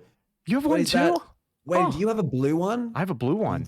Dude, I have like a pink and orange. It's amazing, dude. Oh wow, I like yours, man. Look, mine's a different shape. This is cool. Don't you find it really, really efficient how you don't even actually need to use magnets to make them work? If you're a simpleton like me, blue tack is fine too. You know what? And I'm using tack as well. The only difference between ours is I have the newest design little puck, which has a magnet on it, so it's something that is easier for supporting your model. Yeah. And it just so happened that the Kickstarter !grip in the chat, the Kickstarter that is still live for another 8 days is now shipping to England. So the main original Grim Grip one, which was originally just set in the United States, is now also shipping to England, and it's 25% off because he got like a huge deal from his distributors, so he was able to drop the costs. Hell yeah. So this is also going to be the only time the Kickstarter is going to be the only time you're going to be able to get a pre-colored grip. All the other ones in the future are going to be either just varnished with the natural wood grain, or they will be unvarnished for you to paint yourself and then varnish afterwards. Not bad. And I have some plans for that, Mr. Duck. I think I might be getting my hands on a few unvarnished ones and then putting out in the universe some custom painted ones. Yeah, dude. Oh man, that'd be so good. Yeah, Grim Grip. Cannot recommend it enough, guys. Reminds me of a direct quote from my partner when she used my Grim Grip. She said, and I quote, I don't even know how you painted without this. That is exactly what she said. Hey man, I guess I'll let you be the judge. But come on. I don't know how you painted without this. That's what she said. The second I saw you using it, because the first time I ever saw a Grim Grip was on your stream, and I'm like, what the actual fuck is that? Right? Everyone was like, what are you using? That is amazing. I need it. How have I not seen it? And like magnets, how do they even work, man? How the fuck do they work, dude? Man, ICP said it best when they asked, how the fuck do magnets? So, while it is not an official sponsor, and actually Captain Slaymore, the person running the, he's here in chat, the man who's running the Kickstarter, specifically told me, do not mention he's like, I don't want any sort of advertisement, like, like just saying nicely, like you're not under any obligation to talk it up, but we're doing it anyway. We're doing it anyway. And so this stream every opportunity I get, it's Captain Slaymore, it's Grim Grip. He's a really, really cool dude, and it's a winner idea. Like we all need them, and I want more. I want different colors, man. I'm coming back. I mean, like, okay, so I got a tester model to try out and review. I still back the Kickstarter. I'm getting a red one. Hell yeah, dude. Got to get it to match my beard. Yeah, and Duck Guts' beard, and Duck Guts' hair. Yeah. I got to get on the Kickstarter. I didn't realize it was closing. So I didn't realize there was such a fast turnaround on it. It was only yesterday. I was like, oh, deadline's coming up. Yep. And since they're shipping to England, you'll be able to get one just like this. And I actually got the prototype of the puck. The new puck is actually going to be slightly thicker, taller. So nice big hunk of wood. But yeah. So this stream is brought to you by the Grim Grip, the Grim Grip, guys, and Raid Shadow Legends. And Raid, and everyone's favorite fucking mobile game. NordVPN. Oh, what a great VPN it is, guys. Do you ever watch Internet Historian or Incognito Mode, his other channel? No, I've never heard of this. You're gonna have to send me links. You're kidding. You don't know about Internet Historian? No. That's nuts, dude. He's a stone cold classic. Internet Historian is dude, that's amazing. You know when someone hasn't discovered something, and it's like, oh, such a special moment. Now I get to show them this like incredible. Do you know what I mean? This is great. I'm gonna send you some bangers, dude. They're Yes, please do. they're long form YouTube videos that you don't have to look at the screen to enjoy fully, but it helps. He's just got some fun, kind of slightly memey visual sort of aids, but he really just documents, you know, like there's like DashCon is like some really like horrendous Tumblr meetup that happened, and he talks about like just the atrocity of it and No Man's Sky, the sort of rise and fall, the whole thing of No Man's Sky. He has a brilliant one on the Fallout games and Bethesda and what was going on with Bethesda around the time, and really documents these kind of large international sort of tragedies that are just very fun to talk about. But he does it in a very kind of, oh man, it's great. Whatever, I'll send you some. Oh, Please so do, good. please do, please do. So good. Because No Man's Sky was a game that I was so excited for. Oh yeah. And it was the very last game that I ever pre-ordered. It was the game that made me never pre-order a game again. Pre-ordered it, dude. I did. And the You joke went in. concerning No Man's Sky that I still love to use is what they should have called it, at least at launch. It wasn't No Man's Sky. It was One Man's Lie. One man's oh, poor old Sean Murray, dude. But to their credit, they stuck to that game, and they delivered. It took another 2 years, but they delivered everything they promised and more, all for free. It is No Man's Sky now. Yeah, for free as well. For free, they stuck at it, and you know he has a video. It's called "The Engoodening of No Man's Sky," and it talks about the whole sort of crazy, tragic, scandalous release of it. But it actually focuses more on the life of the game developers and the story kind of after the release of the game, and finally the state that it's in now, which is really good. It does a lot. It's very, very positive, despite obviously stopping to really enjoy the sort of scandalous details. It's very, very, very positive video. Really, really good, man. Man, I can't believe you pre-ordered it, dude. That was. I was caught up in the hype. I was caught up in the hype. Oh, the hype was mega. But look, I knew he was. He had said too many conflicting things, and there was too little evidence of a lot of the things he had said. That man, that poor fucking guy, dude. He really, like, that team was too small. He needed someone to speak. He shouldn't have been speaking. And clearly he was lent on really hard by whoever was publishing it. It's just everything about it. I was watching it and I was like, this is bad. It needs to not be Sean Murray. We need someone else. Someone else needs to be in here.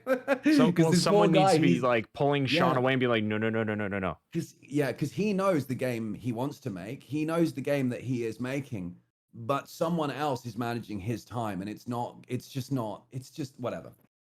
But yeah, anyway, No Man's Sky.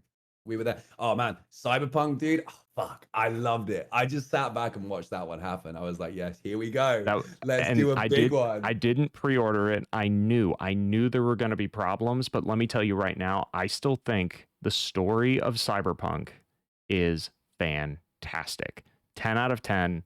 Like okay, the mechanics, the mechanics need some work. There needs to be a lot of optimization, a lot of things that were promised, like third person mode or cutscenes that like actually view your character from a different perspective. Those don't exist. Okay, I admit that'll take some time to fix, but also The Witcher 3 was not the golden goose when it first launched. It also had some issues, not this many issues, but yeah. I still go back. I've done 2 full playthroughs of Cyberpunk. Have you? I haven't actually played it. The story is fantastic. I thought when you first said story, I thought you meant like the lore of its release and like how cataclysmic it was. But I've heard the story is very, very good, and it sounds like the voice acting and all the music in it and all the sound design, everything is just really, really good, really, really thematic. There's like the radio stations that you can listen to in your car. Oh my god, every single one of them. What? Sorry. I've got blue tack in my beard. I mess around with. I've got like any good hobbyist. I have chunks of blue tack in my life. They're not blue, they're white. Oh, I have chunks of blue. I've got them all stuck all over the place because I'm using them for various stuff. Like, oh, here's a tiny piece. I don't even know what I was using that for, but it's covered in like metal shavings, so I got to throw that away. and you know what? I took a massive lump of blue tack to the tournament with me because I was like, I don't really have a bunch of stuff. I've just got some dice. They're kind of big dice. It was like, oh, I need some more ones. and I don't have any markers. I don't have any, I just don't have the toolkit, the gamer's toolkit, but I thought I was looking at the blue tack and I was like, oh, I've got blue tack. That's a big brain that, because, you put blue tack around a dice and then suddenly it's like a special dice. You blue tack a dice onto someone's base, it's not going anywhere. Just the presence of blue tack is anything you want it to be. This is a blue tack stream. And it's even this stream is brought to you by Sticky Tack. 3M, Sticky hit us Tack, up, not a sponsor.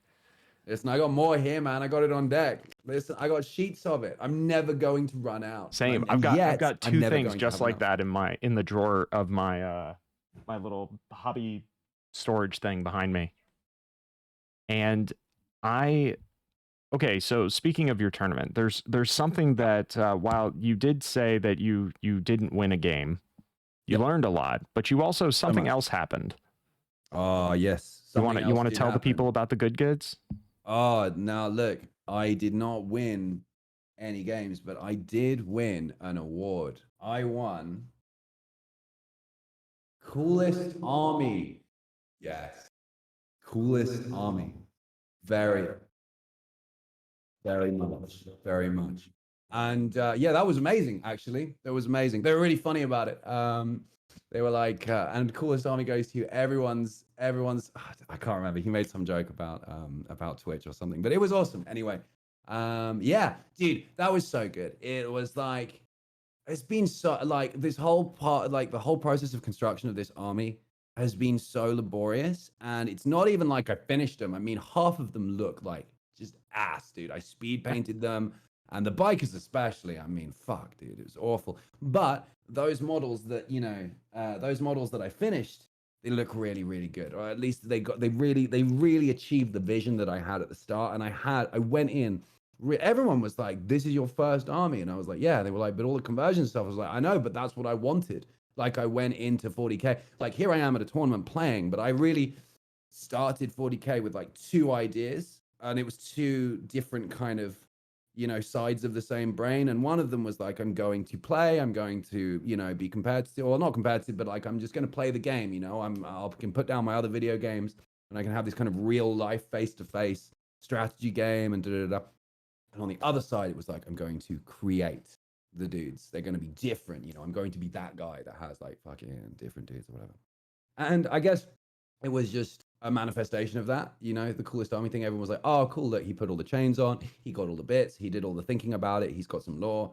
And yeah, and it was just affirming, I guess. Obviously, it's just some little award, sorry, because it's like everyone voted for it, but there's only like 12 people voted. It wasn't like, it's not some massive thing, but it mattered a lot to me. It was really, really fucking cool. It was amazing to have something to take home from my first tournament as well, Yeah, absolutely. And I think that had to be, if I was in your position as well, like the experience itself is fun, but everyone wants, like, even you got something better than a participation award, because a participation award is almost insulting. Just like, you were here, and they give you a little ribbon. That's what I thought they would get. I thought maybe I had a good standing for that, because everyone was like, oh my God, wait, you got the train up from where I'm from. And it was like this whole thing, for this quite kind of small affair. And I just really committed, and I didn't know how to play the game either. I was like, I'm here, this huge backpack. This wary traveler turns up at the door like, I'm here to play Warhammer. Maybe. Is this where the Warhammer has happened? I've traveled from hither and yon. Does anyone have a rule book? I still have to learn the rules. Yeah. So does anybody have a spare tape measure? Yeah, exactly, dude. I felt like I was in good standing for the, well done, you tried award. But I got Coolest Army, which is just fucking rad, dude. It's well deserved. Like what you have done with your custodies, both from a conversion perspective as well as a lore perspective, had a very significant impact on how I approached my custodies. Right on, dude. Because initially, when I looked at my custodies army, I knew I wanted to do something with them to make them stand out and different, because I definitely did not want them to be gold. God, I did not want them to be gold. Then I see what you're doing, and I'm like, oh shit, the doors are open. They can be anything, dude. They're your guys. They're your guys. That was the outlook that I came into the hobby with. 100%. I thought about it. You know, I've been into Warhammer for ages, right? It started with YouTube. It started with one of Bricky's videos actually. He did like a every 40k faction explained, and I was like, oh my god, like this is amazing. And then it was Luton, you know, and tentative audio books, audio dramas even, and just loads of YouTube fucking lore and YouTube content. And it wasn't, it was ages before I actually built the models. And the real, you know, hearing about Custodes, it was like a dice check video, I think. Yeah, it was a dice check video, and they were like talking through, you know, all the factions for beginners, like what's it actually like to, you know, pros and cons of buying and painting certain armies and playing them on tabletop. And they said, yeah, Custodes is good if, you know, maybe you're a bit short on cash. That's a fucking lie. Half the armies on Forge World is really fucking expensive. I was just about to say, like, I mean, yeah, Total you lie. could play with the Terminators, You can play with the bikes, Games Workshop and models are perfectly fine, but yeah, you'll end up reading the books and wanting the Forge World models. It's just, it'll happen. Yeah, Telemon cost me like £100. Can yeah, you believe that? like One fucking model. this Achilles Dreadnought, it was $95 US without shipping. Without shipping, dude, $90 US. And that is why I was more so expensive for you guys. Yes. More expensive. And that's why I was so nervous about working on it. I had the bits sitting here for like weeks, and I wasn't willing to, like, oh, I scrubbed them, and oh, I like straightened the spear out a little bit, but I wasn't willing to work on it because I'm like, what if I mess it up? What if I messed it up, dude? Yeah, and it's that Forge World resin. It makes you uncomfortable, man. It's like, what if it like breaks or something, and maybe I haven't washed it properly? There's all this stuff to like. There's all this trepidation to add to it. You know, man. With the Telemon and the Achilles, I just had to go in. You know, I just had to go in because I'd put them in those crazy lunging poses. Yes. I had to really break them to make the. You know, listen, I got a hand drill. A little hand drill, and in lieu of a proper Dremel, I'm still looking for a decent, like, affordable Dremel for hobbying. Yeah, pin vise, yeah, but I mean like a. I can send you. There was a thing that Terea shared with me that was like for $25. It's a kit that was intended for Gunpla, but you get for $25. You get a pin vise, you get all the drill bits with it, you get a hobby knife, a bunch of blades, a bunch of sanding sticks, sanding paper, files like metal rasps, a sand block, as well as this little, like, it's obviously intended for like nail salon usage, but it's a super cheap like knockoff Dremel with a bunch of different tips. And I used it to buff down the milliput on the sides of my Custodes when I did the extensions. And it worked really well. So if I can find the link to that, I mean, it was $25 US, and you get a ton of shit. Yeah. So that might be a good way for you to at least get that initial Dremel without buying like the big named thing. But so I used this portable handheld battery drill in lieu of that. And you know, one of the most like profound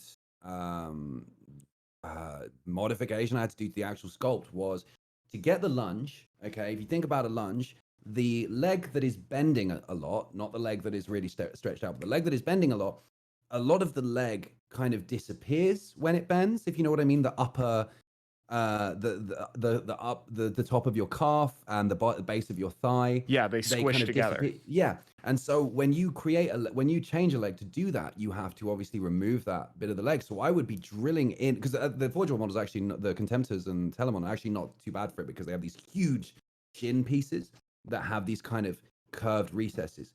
So I was getting the drill, and I was just using the side of the drill just to, like, you have to dig so much of it away so that you can really get the thigh to sit in there. And I was doing it, and I was like, this is £100, guys. It's £100. I'm just going in, dude. As you're shaving it away, you're like, that's another pound. That's another pound. That's 5 pounds. There it goes. And and what if I ruin it, man? I'm just, you know, I guess I kind of thought, fuck it. I am already in a massive deficit here.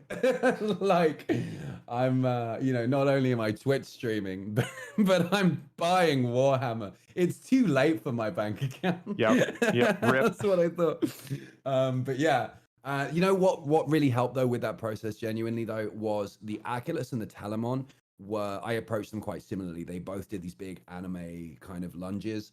and I treated the Achilles as a warm up for the Telemon, and in that way, I felt as though I was protecting the value of the Telemon by putting something that was slightly less important in front of it to warm up and refine the method of conversion. But the thing is, man, when I bought any of the models I bought, with the exception of a few, for me, the objective is always to make them look different, and for them to have some kind of personality or whatever it is. But it starts with they have to look different from the sculpt. They have to look different from what like the regular one looks like. And especially with Custodes, it's actually quite easy to draw such a heavy juxtaposition because Custodes are so gold and they're so good guys and they're so like regal and royal. So it's actually quite an easy bouncing point to have, because I wanted to make something that really contrasted, that really evidenced like a bit of creativity, I guess.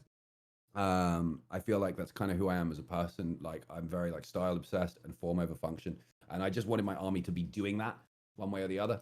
But yeah, so yeah, and so that was kind of the objective. That's really the value of the miniature for me. If I just built and painted an army, it's like I wouldn't really, it's like I feel like when I was getting into the hobby, I was like, there's only so many degrees of separation between this and playing a video game. And if I was playing a video game, man, I wouldn't have to fucking read any of these fucking books. I'd have tooltips and a HUD and all of this stuff like that was educating me and walking me through what I actually have to do. I'm in this analog situation, which is like just like D&D on steroids. There's so much fucking book learning, I might as well make it count. I want to create the characters. You know what I mean? The philosophy was I like to create character creation screens on video games so much that I was like, I will treat every one of my dudes like they're going through a character creation screen. And with Custodes, that was really possible because they're such an elite army. There's only a few of them, and they're really good for that. Actually, the frames aren't too hard to convert. There were some interesting challenges in there, but like they all the bits fit them. That's it, man.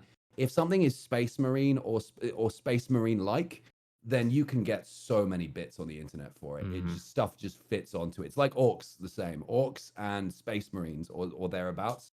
Like bits just fucking exist, man. Every site you look at, that's the first thing they catered for is Space Marines. Well, actually, Obviously. you make a good point because the joke is that every release is an orc release. But in that same vein, it's almost like every release is a Space Marine release, not just because everything seems to be Space Marine centric, but also because 9 times out of 10, you can take whatever bit just came out and find some way to attach it onto a Space Marine model, and it's gonna work. And you're also correct that because Space Marines are the things to go to, at least as far as Games Workshop goes, it's the most popular faction to play by far. All the bits, third-party bits from Libra Demonica, Puppets War. Libra Demonica was the one that got away, man. I haven't bought any bits off there. Oh, I kept all my like, Custodes stuff is from them. got I've got 20 heads. I've got 10 shields with these like dragon serpent things on them. They are gonna be gorgeous. And between the bits, put them on, like, stretching. Blade Guards or something. You're gonna put them on like Blade Guard vets or something. The shields. Oh no, the shields are all for the Custodes for the shield. Custodes, of course. Yeah, man. Yeah. The shields, dude. Oh, my Terminators, they got like shields on their back. They don't actually have shields, but I got these shields off like Spellcrow. They got all these. Sorry, I'm getting excited. Finish. No. Like I mean, you've seen all the bits I've been using from Spellcrow. Spellcrow's the shit. Spellcrow's funny. It's kind of in and out. I feel like the resin they use, I think maybe their bits are on. I don't think Spellcrow actually produces bits. I think they just sell bits. I think the bits I'm thinking of are all Cromlech, or whatever it's called. But that's just a hunch. I've never really stopped to try and understand that. The bits from Spellcrow are touch and go, I feel. The scale of them can be a little weird. And, oh, dude, this is it. They're so brittle. It's like, maybe it's the resin they were just using that day. But, like, the shields I got, man, you'd need... Maybe this just makes me sound stupid, but you need to cut them off the thing. You can't just snap them off with your finger. Yes. Because you snap them off with your finger, half the shield comes up. Yep. I learned that the hard way. That was like one of the, like, literally, that's how into converting I was. It was like one of the first things I did. I was ordering custom bits at the same time that I was ordering my first ever box of models. Do you know what I mean? So it was like fully, I went in with the intention. of doing that stuff. So I kind of had to figure out a bunch of shit. I mean, I did it when I was a kid, and so I had the basis of it. But that was the first thing when I was a kid. I was really into green stuff and all that, and pin vice, and I had all that stuff, but I couldn't do it. I was like 10 years old or whatever, and I, had Chaos Marines that had like 2 arms coming out of their stomach or something, and that kind of stuff. But I was never any good at it, and I remember getting really frustrated, like, oh, I can't make him look like the vision that I have. And that was the first thing I was like, all right, if I'm going back, then I'm picking right up where I left off, and I'm gonna, I'm gonna do it. Green stuff. We're gonna be drilling. We're gonna have everything. Yeah, Puppet Sport it's was weird so much how much your path mimics mine, because I came in to the better. Right hobby on. from same thing, like YouTube, lore. That was my jam. I'd only read like the Ultramarines Omnibus back when I was like a teenager. And then it was just like YouTube videos like, oh, this setting's really cool, but the game seems really complex. I don't know if I can mentally handle it. So I'll just listen to these lore videos and that'd be it. And Yeah. then, COVID hit. My job was getting super stressful. I found out you could play the game for free on TTS. So I TTS, started, yeah. and I already had TTS. So, okay, for $20, you could play Warhammer. And I started playing the game and I was like, okay, no, I have too many ideas, too many ways I want to paint the models that you can't do on Tabletop Simulator because I'm not a computer wizard. And, it started that path from there. But right from the beginning, I was like, well, I want to change this arm's angle. I want to do this. I want to do that. How the hell do I do this? And people are like, oh, you use green stuff. You use this. I'm like, what the hell's that? And so I'm buying all this stuff. I'm like, oh, I want a helmet with like a rhino horn. And rather than just like, saying that'd be cool and then just not doing anything with it, I realized that there's a lot of people out there with a lot of insane talent just putting stuff onto the internet. So finding bits on like Thingiverse, or going further to now like with Liber Demonica, Spellcrow with these guitars. The guitar. Oh yeah, you got your instruments from Spellcrow. Yeah, I would always eye them up. Those guitars, the kind of BC Rich looking guitars, and I'd always look at them and be like, maybe one day, if I had a reason to get those bits, oh god, I'd be getting. Well, you should, because remember, everybody, there is a guitar in this army that is that guitar sitting behind Duck Guts right now. Yeah, dude. Yeah, that's his guitar right there on that lady. He made you see these, there are these markings I have on my guitar. I got the body custom, and he put them in his guitar. Very cool, dude. Yep. Very cool. And Easter egg. so that'll be Mrs. Duck right there, just running around with yeah, dude, with her boltar. Definitely. But I should cosplay in my army. I mean, cameo in my army. I should like make one of the minis me and be like, oh look, there I am, dude. I mean, because of my hair, it'd be like a really obvious cat. It'd be very easy to be like, oh, that's. Or yeah, rather than the big plume, just make it dreads out of green stuff. Dude, yeah, just orange fucking dreads. Yeah. But I think that's part of the whole idea, and I think this is the perfect segue into like, you got Coolest Army not only because of the design and the fact that you were so bold with like, my first army, I'm going to convert the living shit out of this to make it the way I want. And with that came your entire approach to how you wrote your lore about your Custodes, how you took such an original perspective on them. And one of the things that it is by no means required. I want to preface this now. I do not think that some people shit on the idea of, if you wrote your lore like, oh, my Space Marines they've never lost a fight and they are like the Emperor's best friends and he sends them messages every day. And like, some people shit on like that's because it's not realistic that you wrote lore that way. Write lore however you want. But personally, I like to try to take whatever fantastical idea that I have and fit it into the realm of 40K in the most realistic way possible. So not only do I feel like, like that's a challenge for me, but when I hear your lore, you seem to have, whether that was your intention or not, nailed it when you create these Custodes. And I'm going to ask you to give like the folks the cliff notes and remind everybody to go to your Discord and if you want, post it in my Discord as well under the fan lore section. And that goes for everybody. If you write lore for your various factions in 40K, I want to read them. Definitely. And I want your TLDR of your Custodes, but Yeah. you took an approach to give them such a radically different Yeah. story. Well, yeah. Yeah. Sorry. Tell me, tell I chat. Well, I think like when I chose the Custodes, it was that dice check video, right? That was like, oh, low model count, easy life, less to paint. And that's, as much as I'd like to say, like, I had a vision. That's where it starts, right? You start with like a technicality, something that suits you, something that is going to help with your mental or physical comfort in the situation, and then you build like outwards from there. You start with a core element. It's the same when you're making creative decisions. You start with a core element and build out from there. So it started with like a low model count, right? I was like, okay, this army's good for that. Won't have to paint too much. Won't get too bored.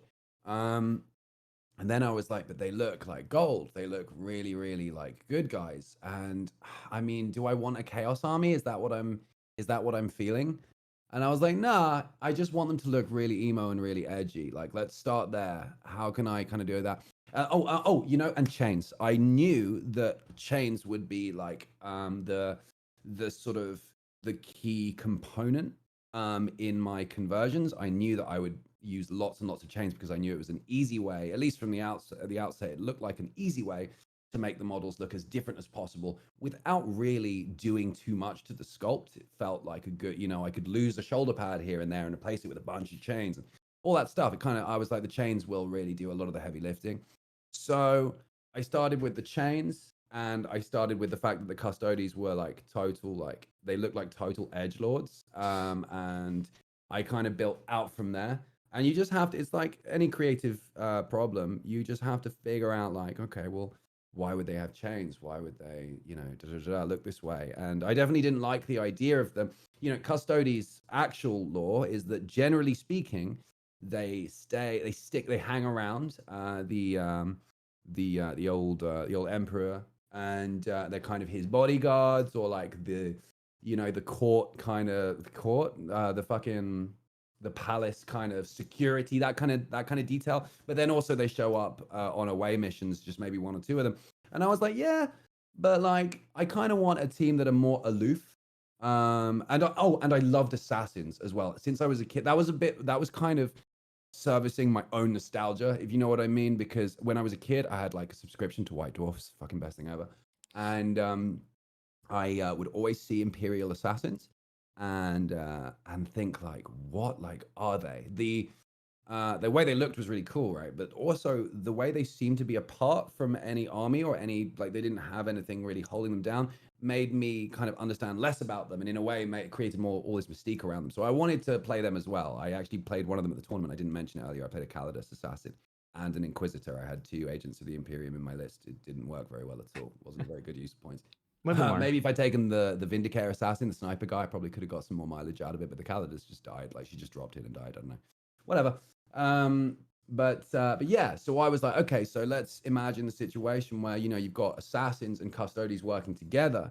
That actually happens in a book called Nemesis. And I did some reading as well. I tried to Google for audio books that would kind of help give me some ideas. But in a book called Nemesis, well, it's not really Custodes, it's Constantine Valdor. He goes on this big, like, huge adventure with a bunch of assassins, and they all work together and everything. And I thought that was pretty cool. So I was like, maybe there's like, a team of assassins that work with this like Custodes, because in the Imperium, sorry, I will give you the actual cliff notes, but this is the context. In the Imperium, absolutely. there's all this like bureaucracy and all this stuff you kind of have to go through to kind of get shit done. And the main enemy of the Imperium is obviously chaos, or at least in a kind of narrative sense. And and there's loads of traitors within the Imperium, loads of ties to chaos within the Imperium. And so I kind of thought, well, if you have an operation that is, because in that book Nemesis, there were these scenes where Constantine Valdor was having these secret meetings with like the heads of the assassin temples. And at one point, Rogel Dawn like blasts in. He has the stupidest voice in the world. I was like, as if this is a Space Marine Primarch. He was like, I can't believe you're doing this. I was like, what the fuck, dude? Anyway, Rogel Dorn and his mustache of power, just like, I can't believe you're doing this. By the end of the book, I actually loved it, low-key. But Rogel Dawn was really angry because the sentiment was generally that, like, he was like, if you do all this shit in secret, it's really, really fucking obnoxious. It's really difficult for our Space Marine campaigns to do anything because we'll get somewhere and you fuckers are already there. You've taken our parking space. Like, where are we going to park, etc., etc. It's obviously not parking spaces, but some great military, thing that's happening. And Constantine Valdor was like, yeah, but dude, if I fucking tell everyone about it, then they're going to figure it out. I'm literally trying to have Horus assassinated. What, you think I'm going to fucking tell everyone? So, so I kind of built off that idea. I was like, yeah, like that makes sense. And the assassins can take out like these small kind of, targets, right? But they're not gonna wipe armies, but Custodes can. And Custodes' authority, and I read a couple of books that involve Custodes. There was one, it was called the Carrion Throne. It was Yes, about I an just finished yeah. that one. Did you actually? Yes. Oh man, so cool. Yeah, a bit of Custodes with Inquisitor action. Very fun. That was a very good book. I enjoyed it a lot. Yeah, it was really cool. That's probably one of the best mentions of Custodes I've heard from the Black Library, but I haven't listened to everything. There's one I had started, but I got it's one about Valerian. Right. And yeah. I got to be honest, like I read the first chapter and it was about some like minor high lord or the guy who's like essentially the gate, like the doorman to the council chambers. And I'm just like, who gives a shit? Like, why am I like, I know it's going to play into the story, but I'm like, just get to the damn Custodes. Yeah, exactly. There's quite a lot of preamble there, definitely. But one aspect that it really brought to the front was that the Custodes are not slowing down for anyone. If there's one Custodes out there in the field, he's got this Inquisitor here, and the Inquisitor has got obviously some other shit going on. And he's like, look, just so you know, man, I'm fucking Adeptus Custodes. So I will walk through you. If I need to, you can get out the way. I don't have to tell you what I'm doing. I don't have to fucking tell I don't have to flash a badge anywhere. I'm just going to go and do it. And if anything's in the way, they're wearing the badge. Like, yeah, exactly. They're fucking Custodes. They're the golden boys. So it's like, if anything is in the way, I will just kill it until it's not there anymore and just keep on going. And I was like, I thought that's really cool, actually. So maybe the assassins in my lore, it's like the assassins and the Custodes have this kind of secret, kind of clandestine operation going on where the authority of the Custodes and the kind of shrewd planning of the assassins come together in this secret, like, go get 'em kind of force. And that was, and I called that the Umbra Tempestus. Now, if you want to make up cool names for Imperium units, there is one thing you can do that just easy modes the whole thing, and that is Google Translate for Latin. yes. You just farm it for words. My Telemon is called Magnus Murus or Magna Murus. No, Magnus Murus. You know what it means? It means fucking Great Wall. It means Great Wall because he stands there and he's got all these bullets and these artillery shells like popping holes in him, and he's still fucking standing there, just going because he's the fucking Great Wall because he's Magnus fucking Murus. How good is that? I love it, and that's exactly how I did stuff for the Cosmic Rhinos, their battle cry. Which is oh god, I had it in my head and then it went away, but it's Lux Quale Comitarum, right, which is Comet's Light, and I'm like, ooh, that's just that's in your lore. That's the comet. Yeah. Yeah. I know all about it. I've read the Cosmic Rhinos lore. Can I just say, people, if you're ever cruising homebrew lore on my Discord or someone else's, Dr. Rhinos Google Doc for the Cosmic Rhinos is a really good read. If you're into looting or 40k lore in any kind of sense, it's very good, and it's written a lot like the source material. Like, the tone of voice is very much there, but it's very easy to understand, and the writing is very, very good, and the elements are really fun though because they're like Space Marines with horns with like starry space capes. But it ties that all in a really satisfying, like, serious enough kind I was of about way. to say, when you describe it like that, oh yeah, there's these guys with horns on their heads and big like star capes. Yeah, and I'm like, that's no lies. Well, they kind of have this amazing sort of like wow kind of image, but there's this total like real like sort of grimdark kind of story behind it, but with this like good purpose. Just good writing, man. Good fucking job, man. Great fucking homebrew, dude. I like it. And thank you. I still need to write the lore for the sisters, but the plan is I want to write it.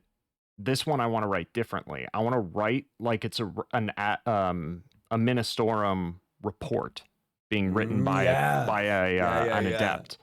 So right. I actually even screenshotted a page from, it was either Ravenar or from Xenos, because there was like one of the intro pages was literally like the beginning of it was an Adeptus Ministorum report, and the way they gonna be Eisenhorn. It'll be Xenos, I think. Is that Eisenhorn Xenos you're talking about? Yes. Yeah, it'll be that one, I reckon. So I took a screenshot of that page, and I'm still saving it because I still need to write the lore of the sisters, but it's essentially going to be a Ministorum report based on like interviews, and it'll be like, you know, like footage indicating this battle, this happened, that sort of thing. But it's going to catalog the history and the creation of the Order of the Iron Maiden as the Order Minoris that it is, from beginning to end, or beginning to current. And one of the things that, I mean, is going to be shown like on the models, like this one, for example, is when they, I mean, it's super backlit, but this is a, yeah, look at that. That's the Paragon. Yeah, she's curb stomping a noise marine. She's about to crush his head. Battle of the fucking bands, dude. Yeah, that's exactly what it's going to be. It's going to be the time they rocked out so hard that they literally tore a hole in warp space and blew the noise marines and all the demons with them back into the warp. And it's going to be tasty. But you love to see it, dude. Like Scott Pilgrim, right? You know, with the fucking the dragons and shit. Yes, yeah, the dragons versus a gorilla. Oh fuck yeah, dude. Monkey. Bonk. I know we're not. So yeah, your TLDR. Give us your TLDR. Yeah. Right. So okay, so and don't forget to mention the name of their ship. Oh yes, we will get there. We will get there indeed. Well, actually, that's part of the prologue. The prologue is what I mentioned about the assassins with the Custodes doing the thing, and they're called and this alliance is known as the Umbra Tempestus, which means like fuck, I can't remember what it means. Oh, the Shadow Storm or Storm of Shadow, something like that. It means that, you know, it doesn't really matter. I'm not good at Latin. Direct translation to badass Google, as fuck. Yeah, this is Google Translate we're talking about. So like it's Shadow Storm, whatever. But their ship is also the ship is called the Umbra Mentula, which means like shadow of the penis. Shadow of the penis. Yeah, someone in chat was like, I have the perfect name. Because I was describing the ship. The ship is actually a big part of the lore. There's this whole like exposition of the ship that I wrote. It kind of comes in later. But so I was talking about, you know, the ship, maybe I should name it. And someone in chat, fuck. It could have been Declan, actually, who I met up with in Nottingham. I can't remember. Someone was like, fuck, that's really annoying me. I'm trying to remember who it was. Whatever. Someone was like, oh, it should be Umbra Mentula. And I was like, Umbra Mentula, I like it. Sounds good. I'm just going to type it in on stream, on screen. Everyone watched me hit the little translate button and said Shadow of the Penis. It's so funny. Man, there was one time I was writing my lore for it like, on stream as well. And I gave Sam, my good friend OnlyFound, I gave him admin rights to the Google Doc that I was writing on. So as I was writing in real time, he was like slowly, he rose up this slow, like, I have no idea how he did this, but this big shadow, this big like penis shaped shadow slowly erected behind the paragraph I was writing. I have no fucking clue how he managed that. But while it literally just, dude, it's the fucking funniest shit I've ever seen in my life. Man. It's so funny. But yeah, and the deal, like the Umbra Mentula, once you see the shadow of the cock in the sky, it's like the last thing. Because the deal, the fluff of these guys is that the reason I like the ship so much, or I gave it so much exposition, is that this is a ship that gets through everything. It's like, it's been crafted by like these amazing like Vanus experts to and kind of psychically sort of blessed, or some crazy ship where it's just so stealthy. It's like the stealthiest fucking ship in the world, and the whole idea is that it doesn't look like anything, and even there's this experience when you look at it. It's like you're there's some kind of psychic trickery, and you naturally just kind of look away from it. You naturally are like, whatever. Your vision, you know, like your gaze sort of slips off of it. Yeah, like it's covered in visual oil. Exactly. It's slippery and your mind kind of doesn't really get it. And it's like, yeah, it's a ship. It's a ship. And at that point it will get to kind of sort of not like deeper than low orbit, And then at that point, everything deep strikes. Like the Terminators just show up, the Venatari fucking flying everywhere, the bikes are going everywhere. I don't know what the foot soldiers are pretty fucked. Yeah, Obviously, I'm just a little disappointed you didn't pick up on the like your penis ship is slippery. There's so much of it, dude. There's so much of it in there.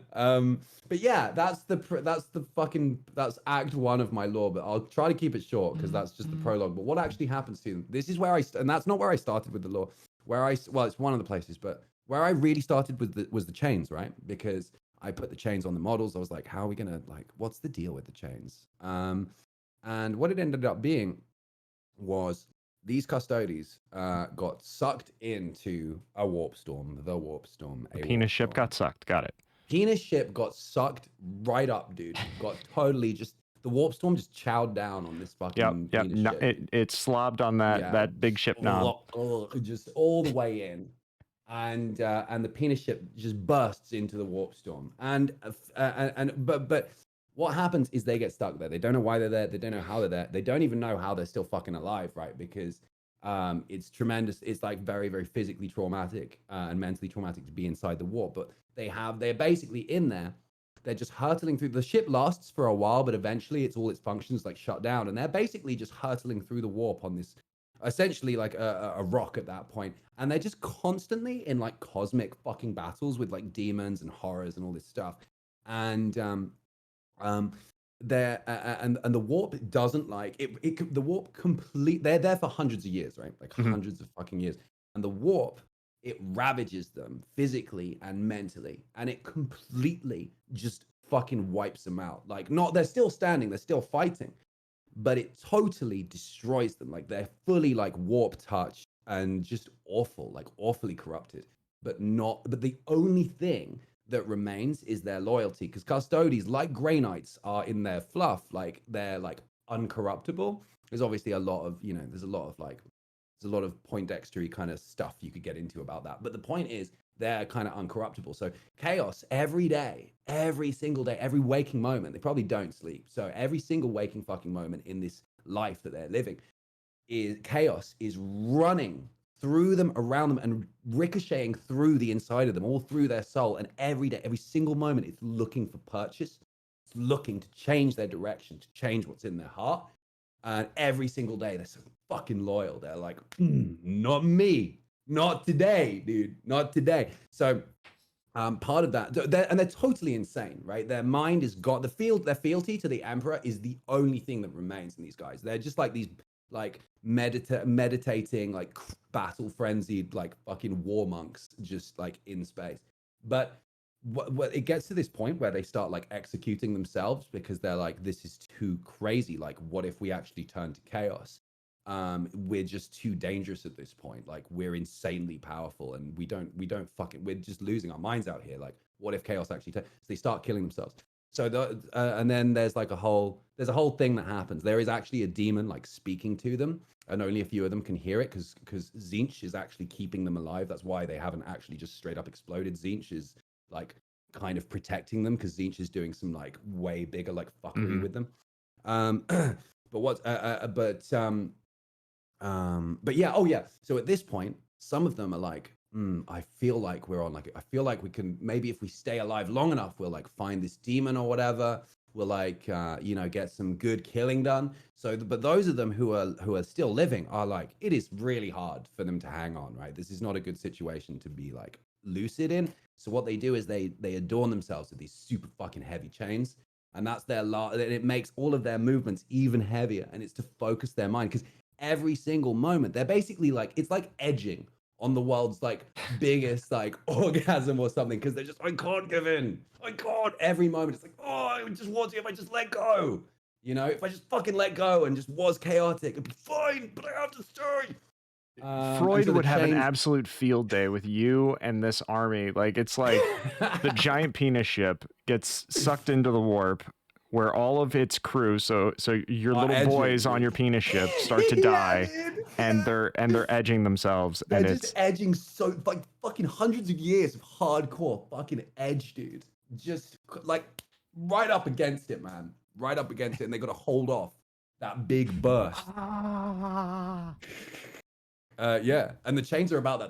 They weigh them down so that with every kind of movement, they can focus a little more on, I don't know, like just to remind them of their oath, blah blah blah, that kind of stuff. Yeah, Yeah, and not to gloss over, like, I mean, like that is a really good again, like you said, you managed to tie in something that is both yeah, physical to the model and integral to them as characters, yeah. and that is what is like super cool. It goes beyond, and again, there's nothing wrong with like custom color schemes, but like it goes beyond color scheme. It goes beyond color meaning. You're adding to the model in a manner that adds to the aesthetic and to the narrative, which from like a creator standpoint, from someone like me, that's a whole new level of appreciation that I get to have when I look at your models. Fuck So, yeah, dude. Thank you. and I'm sure everyone who has seen your gorgeous custodies, and by the way, you're going to be able to see all of them, chat, because once this is done, we're going to raid over into Duck Guts. Hey, if yeah, let's do that. Let's absolutely do that, man. I'm hyped. Here's one now in case let's see if I don't know if it's gonna pick it up. I can't see because the stream's delayed, but I'm just gonna wait and see. Oh, it's really dark, so you can't really see him. Well, I But mean, this you I see like like this. the glowing of the face, the glowing of the power sword. You see the chains. He's like holding this big bunch of chains, and there's a massive like mountain of chains like on his base because he's just there basically saying like I don't know. He's just a chain having dude. And But it's a like testament to your custodies, because like when you're saying they're just floating through space, like the ship's dead, so their Geller so fields are off, and when the so Geller what's fields go off, shit goes nuts. what's actually happening when they're hurtling through space is because they also leave the warp storm at one point, and I haven't talked about this much because I haven't actually written this part down, but I figured out what actually Exclusives. happens. Exclusive, right? This is how the lore kind of works itself out. So Zinch has been controlling them the whole time. Well, not controlling them, but the more they killed stuff, the more they were just out there. Like they were kind of vitalized, and they were just weirdly surviving. You know, the ship wasn't just getting ripped apart by the warp. They were able to stand in it. You know, granted, go like with all this horrible like effect to them, but they were able to exist in it for hundreds of years. So it's like, why? You know what I mean? But Zinch is kind of protecting them. Zinch is really interested in it because it's like here are like the absolute most loyal guys, and they're just becoming these crazy like killing machines, and they're so like their fealty is so unwavering. It's so strange. This is very interesting. I wonder what I can do with them. And Zinch has got that going on. This is just he's got a plan. What is it? Who knows, right? But meanwhile, Korn eventually sniffs them out because they're fucking doing so much killing. So much killing is happening at this point. It's just this constant like battery of just killing energy, just flowing out loose, like a wound that's just bleeding and bleeding into the warp, right? And Korn is like, now hang on, I think someone's got my shit over there. I'm smelling some constant battle and eternal death. Very cool, very good. That's my jam. Who So is playing Korn with my toys? Exactly. So Korn kind of identifies them and starts to like throw things at them and starts to communicate with them. And far off, only a couple of the shield captains can hear it, but far off, far miles away, miles and miles away in warp space through the thunder and the magenta kind of clouds, they can hear this kind of voice beckoning them because Korn is like, yeah, man, like fucking come and fight me. Come and let's. Zinch, Zinch is like, what the fuck are you doing? He's Back just off. like, Hey, go away. dude, no, this is mine. You are totally going to ruin this for me. Yeah. You fucking mom. They're like, Mom. no, I want the custodians. No, give me the whole thing. The Michael dude. And I love so, the yeah. idea because, like, okay, you have Be'lakor, who was like the one time all the Chaos Gods were like him, yes, and then they all put their power into one. But I mean, granted, I'm no expert in 40k lore, but I rarely hear of instances where it's two Chaos Gods are jointly interested and fighting over Yeah. influence over a specific group. I Yeah. think that is really cool and can add to Correct. like it adds so much dimension, and you can write chapters and chapters and chapters about how like Korn, in an attempt to wrest control from Zeech, does XYZ, and then Zeech returns with such and such. It creates this when we get round to sort of doing more on the multiverse, which I suppose we'll speak about at some point, it provides this sort of greater narrative that could be happening around the time. It kind of just creates a platform for like demon activity and stuff. But yeah, and also here's the thing. I get like the chains, I built outwards from the chains to figure out why they might have them. I also needed a reason for them to get out of the warp storm, so that they could be active participants in other stories, or just in fact to just explain the fact that they would have actually been sighted. This is like a Legion of the Damned type scenario where Mhm. they intervene, but in this very like, who are those guys? Where did they come? Where did they go? Cotton Eye Joe? Like, what did I just see? And because they're too fucked up for the Imperium, they're now like way too chaosy. They're all warped out. So there's no way they're not going home. Like, it's not gonna happen. They're out there, but they'll just quietly kind of intervene if they can, and just out there doing their thing. But yeah, I needed a way to get them out of the warp storm, right? So I figured, like, if Zinch and Korn are tussling over them and are suddenly get involved in this tug of war, I think my idea was that Korn actually opens like this portal to actually finally close the deal and go and like fight these dudes or whatever Korn wants to do. I haven't really got there yet, but probably just fucking blood, whatever. But Korn kind of builds the bridge and like has proper communion with them, and Zeech is like, oh, it's actually happening, and Zeech like has to go. Zeech gets super distracted, and Custodes manage to get out of the warp while this is happening. I just have to write it up. I kind of wrote this really, really cool moment up where the lead shield captain is having like this psychic kind of episode and communicating with them, and like there's this image. He's like deep buried in this kind of just craziness, and it's like when you're coming up, when you're really deep underwater, and you're going up, and the last of the oxygen that you're holding is like, put your buoyancy is like pulling you up, and you can see the surface like going like really, really fast coming towards you. Mhm. And I imagine him having this psychic episode where, in the throes of these chaos gods arguing over them, he suddenly sees the surface, and he's like, and he like blasts out, and the ship is suddenly like, it's come out of the warp zone. The fucking Umbra Mantula penis guy is suddenly the engines are like back on miraculously, like, and that's the moment where they get out of the warp zone, and then they can become this kind of Legion of the Damned type presence. Oh, and they're called the Chain Bearers at this point. Like, they're not really the Umbra Tempestus anymore. They're called the Chain Bearers because they got chains, dude. Like, obviously, they're going to be the Chain Bearers because, yeah, they're the bearers of chains. I guess maybe that's what they're known as when people say them. They're like, oh yeah, those Custodes with those chains, dude. But yeah, and that's where we're at with the homebrew anyway. That's kind of the lore. So, when it comes to writing lore, clearly you have lots of ideas. You have lots of ways that you're going to continue to expand your lore going forward. And I mean, I'm the same way. I kind of write lore to bring my armies up to what we would consider in our little homebrew sort of scenario as the present.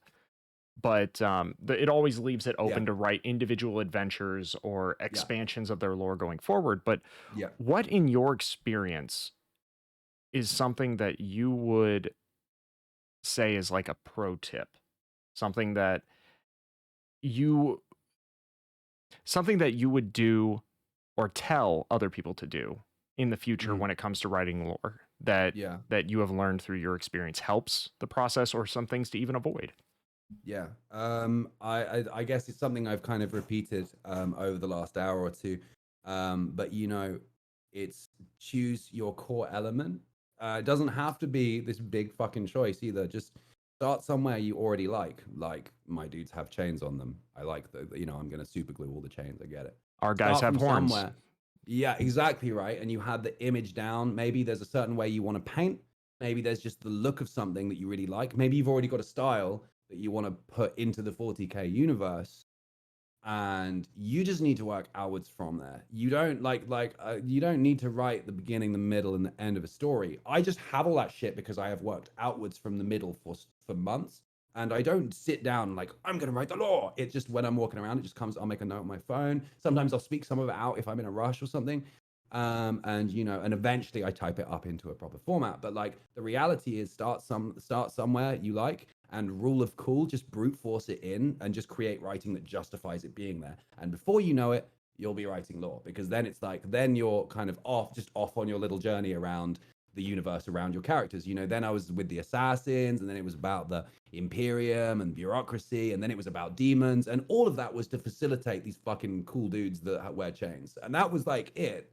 I just kept building outwards and outwards, like, well, why would they be there, and why would that happen? You know, it's like when you're making like a D&D character, it's the same kind of process. You start with this element, and you're like, I want to do this, like whatever that is, and then you just build outwards. That would be my big advice, though. Like, I'm not like, yeah, don't feel obligated when you write your lore that you have to know the beginning, the middle, the end. You have to know every character, every person. No, you absolutely won't. You absolutely won't. You know, pick this cool scenario. You'll probably see something in your mind's eye. You know, even if it's just one of your dudes shooting, it's like, oh man, I feel like one of my guys would have an eye patch. Like, I like the idea of an eye patch. Maybe he's got a cigar and he's like a sniper, you know, and he just sits there. He's like, oh, I can't believe it. And that's oh man, that dude's gonna look so cool. I can't wait to build him. And lore does not have to be super serious. It doesn't have to be super goofy. You can mix and match. Like, okay, like the Cosmic Rhinos, I wrote what I would consider to be fairly grounded lore for them. Yeah. But it is officially unofficial that there is an Eradicator, not a sergeant, because he specifically said he didn't want to be a sergeant, but there is an Eradicator who is colloquially called by the Cosmic Rhinos Brother Hoopla. Because every time he blows up an enemy unit with his melter rifle, he yells, "Hoopla." What does hoopla mean? Is it a meme? Do I just not know? No, there's a person in our community named Hoopla. Hoopla 6 or whatever the number after his name is in the chat, and he subscribed for 6 months, so he got to have his name put on the base of a model, and we named him, and he's like, oh no, I want Hoopla. And so I'm like, okay, Brother Hoopla. What is special about Brother Hoopla? Brother Hoopla is called that because he yells "Hoopla" as he blows shit up. Which is that grimdark? No. Is it funny? Is it lovable? Is it enjoyable? Very much so, yes. So write the lore that makes you happy. Yeah, and also using existing source material to inform your writing style is very helpful. Like if you see a passage like I did, I screenshotted the intro of one of the chapters in Xenos because it's exactly how I wanted to approach the beginning of my lore, at least from a formatting standpoint. Like I'm not gonna, I'm not gonna steal the exact wording or anything, but the format of it is nice. The format is there, yeah, and it contains all of the sort of furniture that you would spread across that type of passage as well. You know, the way the year, the way the date and time is said, and where it's said, and the way the narration happens, and any kind of things that allude to the context in which the writing is happening, which is like a servitor, a scribe, or whatever the fuck. All that stuff. Yeah, there's like loads of these little. It's really cool. It's such a good idea, man. Such a good idea. Such a fun way to do your lore. And it'll be describing this like really absurd thing, like the Sisters of Battle that like have the guitars and they're punk rock and da da da da. Talked about in this really, really serious way. It's just it'll be such a good juxtaposition, like such a fun way of putting it forward. Well, it'll have such a twinkle in its eye. You know? Remembering that it's like, it's 40,000 years in the future, like even to the point that I was just reading in the Primogenitor book for Fabius Bile, which by the way, that book officially cemented in my mind. I'm telling y'all now, when I do a Chaos Army, and I will do a Chaos Army eventually, it will be the creations of Fabius Bile. Right on. That is going to be my army. So you read a book about him recently? Is that what you said? I'm in the process of reading Fabius Bile Primogenitor, and I'm assuming there's going to be more in the series because the humble bundle of like 22 40K books that I got were all first books in series, and I'm like, you bastards, you evil, evil bastards. But that's how you do it. But the point being is that when I was reading that, oh god damn it! Every time, what's happening? I lost my train of thought. When you were reading Fabius Bile, you're gonna make the creations of Fabius Bile in an army. Yeah, but it was before that because I trailed off to talk about the fact that I was going to do that as an army. But the there we go. F in chat. Like, you know what? Actually, it's a testament to how good the dialogue is between you and me that we got to this point before I had a drop off and I officially lost the narrative. Man. There you go. Ultimately, let's use this as the opportunity to continue moving forward, because Sure. with lore, with your lore, with my lore, if you look in the fan lore section of my channel, if you look in the written stuff section of your channel in Disc or your own Discord server, we've got a lot of people writing a lot of really great stuff. Yeah, man. And you had Definitely. this very ambitious idea Oh, it's very ambitious. that we are calling the Duckverse. The Duckverse. Yes, indeed. Let us bring the people in on what the Duckverse is. So, so the Duckverse is this idea I had where it started with Jakob. Actually, I was like, I just started Twitch streaming, and I was watching Jakob stream, and I kind of still, I was getting to meet everyone. I was still figuring out who everyone was, and and I was just on his thing, and his guys were really, really custom, and I was like, oh man, I love like the whips that you've made, and like these. He'd been really inventive. He created all these flails and stuff, and these guys, they were just so creative. They were so different. Clearly, he was into it. You know what I mean? I was like, oh, this guy has really thought about this. So I was like, what's the deal with them? And he told me about them. They're really cool. They were called the Inner Circle, but he changed their name afterwards. I can't remember what they are. I think they're a Slanesh organization of some kind. But basically, eventually, we kind of, we just kind of threw that back and forth across a few streams. And just talking about it because we were both really into lore. And I said, hey man, what would be really, really fun is like we both got all these homebrews, right? We both got this homebrew that we both clearly really kind of, really kind of slaved over, and we're really into it. And I talked a lot about him to quite some Marvel films as well. He was clearly like he was clearly a guy that really appreciated like narrative points and the structure of things and just wanted to really kind of get into it.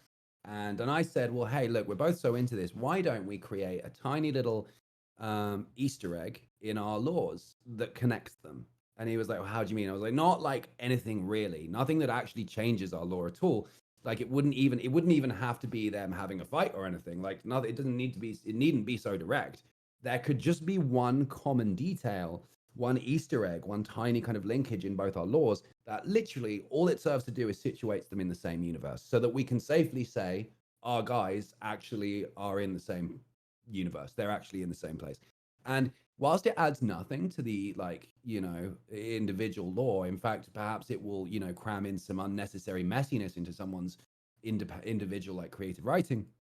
It really instantly adds so much like, well, at least in concept, we haven't actually done it. But in my opinion, it adds all of this, like in D&D, when you make like a character in D&D, it's like, this is great. But the reason it feels really good to do is because other people are going to appreciate, because it's going to interact with other people. And it's like this character kind of has life like that, because then other people will regard it in some way. It will have some reflection in someone else's universe. And in that kind of echo that it makes, it gives life to your creation. And I thought like that would just be a cool way of doing it. And then I was talking to you about it, and then I was taking everyone's homebrews on my Discord, and then I was like, hey man, you know what we could do? We could just fucking make a big one. We could just big. Everyone has the Easter eggs. Everyone's lore is in the same thing. Imagine we've got like 50 pieces of creative writing here. We could do it. As long as we found the fast way to do everything, we could probably do it before Christmas or something. And yeah, that was the deal. And then me and Rhino, we had this kind of, I DM'd him about it, and I was like, all right, listen, I should, I've told everyone I'm going to do this. And I think if I fucking get around to it, I'm definitely going to need some help. And you seem like the right fucking dude for the job. So what do you reckon? And Rhino was obviously like really enthusiastic about it because it's up his alley, and we have kind of fleshed out this plan where we have an actual galaxy map, the actual 40k star map, and we're going to use this interactive spider diagram flowchart builder, like that kind of tool, to place everyone's lore and illustrate the connections between them on or in some way on and around the galaxy map of 40k, and all it serves to do is to connect everyone's lore together. Hopefully the end product that we one day have is perhaps it's something that's never really finished, because things might get bolted on or retconned or whatever, but ultimately, hopefully, what we have is something at least akin to a PDF with maybe a hyperlink or two. Well, not or two, it'd be a lot of hyperlinks actually. But you'd click on, you'd be like, oh look, next to fucking Mars, there's a little thing there. Oh yeah, this is Simon's Black Templars, and they're those. Oh yeah, look, and he's got a little and you see a little photo of them, and you read his little bit of lore, and you're like, oh, that's what they're doing. And then there's a link to his Google Doc where it's like, if you want to like read about Simon's Black Templars, it's like, okay, actually, I'm gonna do this one. So then you open the Google Doc, you get to read all of Simon's, very laboriously written homebrew content. Go back to the galaxy map and you're like, okay, well, what do they do? You follow their little line, and it's like, well, Simon's Black Templars, they actually fought Mark's Tyranids at this point. They actually converged at this point. They were actually sworn enemy, or whatever it is. And there's lots of these little flowing narratives so that you can look at it and just naturally go on a little day trip around it. Like, oh, here's so-and-so's thing, here's so-and-so's thing. And it's cool because the idea of it allows, very serious, committed homebrew and very like lofty kind of dumb homebrew. If someone was like, I think there's one guy in my Discord, he was like, okay, so my guys, they eat a big fucking pizza and like they fucking like blow up loads of shit. And there's so much pizza now. And it was really like, it wasn't like this mastercrafted thing. It was just like this kind of shitposty thing. And I was like, this is good. That's fine. We will just find a place for them. There'll just be a big pizza somewhere. I don't know, whatever the fuck. There can be a pizza joint on the planet. Chaos is literally everything you could possibly imagine from like the collective unconscious of every being in the universe, except for Tau, apparently. But right. it is not even remotely outside the realm of possibility that there's a warp storm or a tear in the rift and a pizza the size of a continent comes shooting out into outer space, like a fully formed, like New York style, steaming hot, covered in pepperoni pizza just comes shooting out of the warp. Yes. And you're just like, oh shit. Big pizza. It's big, and then the fucking Mechanicum developed this fucking massive pizza content, dude. And then there's like Chaos Marines. They've got this giant squeezy like mayonnaise, and they're like, "Do not cut the pizza. We need to put." It's just meme after meme. We could go all the way with the pizza. Or you get it goes into orbit around a planet, and the planetary governor like says like, we will put pineapple on this pizza, and people will be like, heretic. Oh my god! And there's this like heresy. Pineapple does not belong on pizza. Oh man, yeah, dude. See, like goofy shit like that. Like you can in the 40K universe, there is so much nonsense already. Like low key, there is already so much nonsense.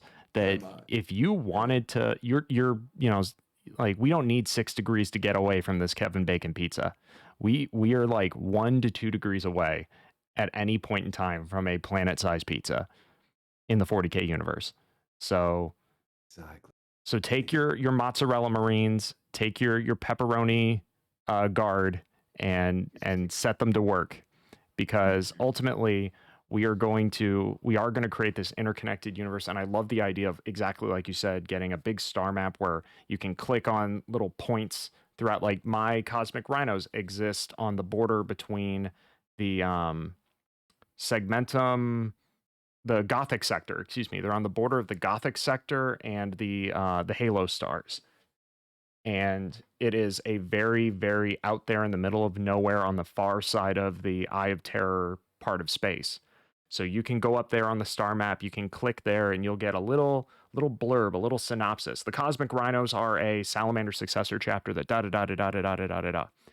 And would you like to know more? And then there's a link to my doc, as well as maybe a secondary doc that is only hyperlinks, which is like my connection to the chain bearers, my connection to exactly like the format, the Serpent's Watch, my custom chapter the format or shield host hopefully provides that kind of all these avenues for, like, the more we care about one or two elements, the more fun we can have. And the fact that it becomes this kind of greater sort of collaborative thing, it just gives it that kind of presence. It just means that creative writing is really fun, but it's usually for no reason, and so one doesn't tend to do much of it because it's just not for anything, so you kind of just naturally don't really get around to it.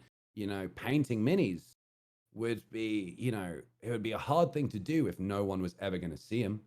You know, and so just having that sort of that collaborative kind of atmosphere, it just kind of, I don't know, it just I feel like it will give it some purpose, because it's stuff people really like, and you know, a lot of people, Paddy and Kobe, were workshopping their lore on a stream that Beefy Kobe was doing, and you know, they were talking about like, okay, well, this is my dreadnought, and they were having some kind of dialogue that was like, well, if my guys fought your guys, like, would you be? Kobe was like, does it make sense if one of your guys could like have an eye patch or like if and they were describing like actual battle damage across these like a few units, because they were trying to like just build this kind of exposition that would, you know, actual kind of things. And he's like, okay, so if your thing is missing like half its face, that's because that's where my guy did that. And I was like, oh man, so fucking good, because as soon as like people that are into 40k or, you know, just whatever, have a reason to, it's like, yeah, the lore is super good, we could do this XYZ, because everyone's been really exposed to it. Everyone thinks, I feel like most people in the hobby are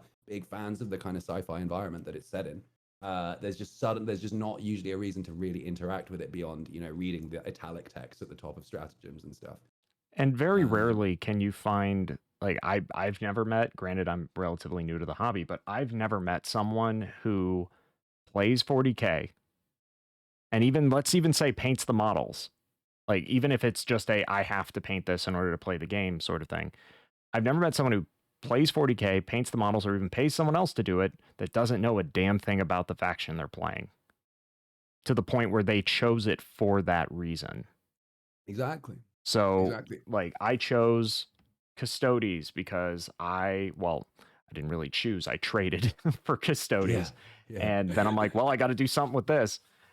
But knowing already some bits about Custodes, or using that trade as the impetus to go find out more, to make a more informed decision, like learning that of the original or the existing 5 shield hosts, there's the ones that are the Solar Watch, and they literally chill in the solar system, and they're like right out around Pluto, and they're the first line of defense.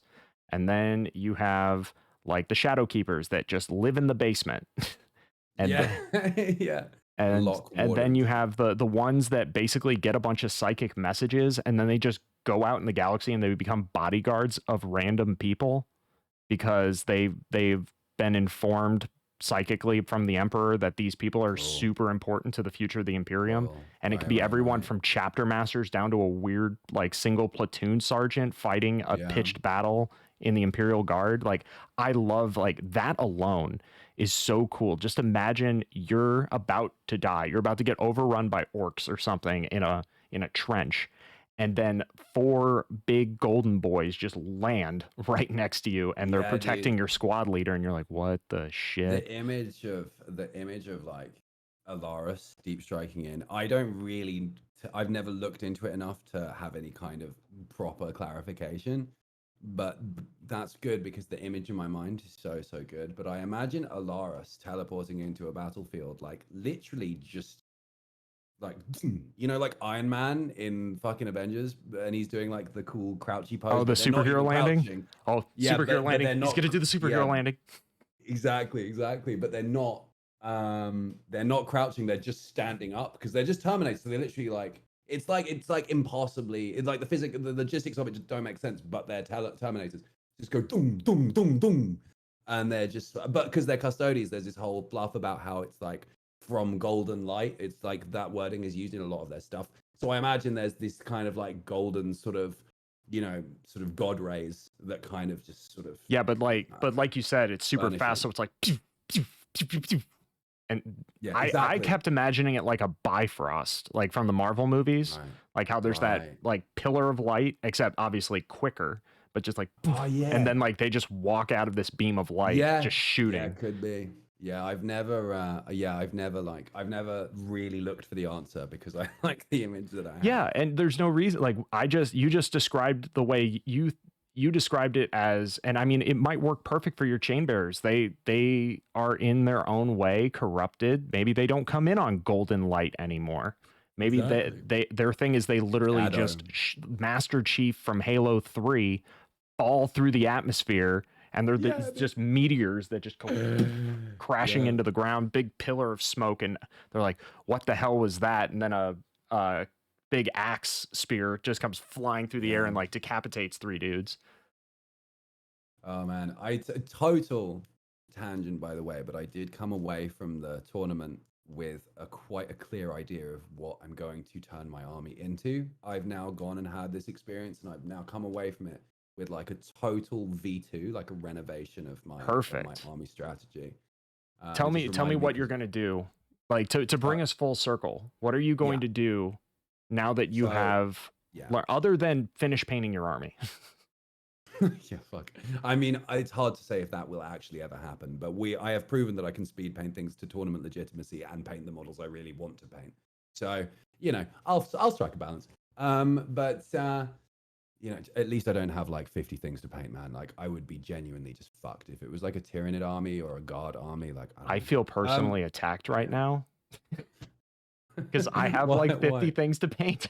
Yeah, well, dude, I know that's not, a common sentiment in the Warhammer community because that's pretty much what everyone does. But dude, I don't know how people do it. Like this is not like I'm not in my stride. Where in a lot of ways I am in my stride in Warhammer because I'm so into it.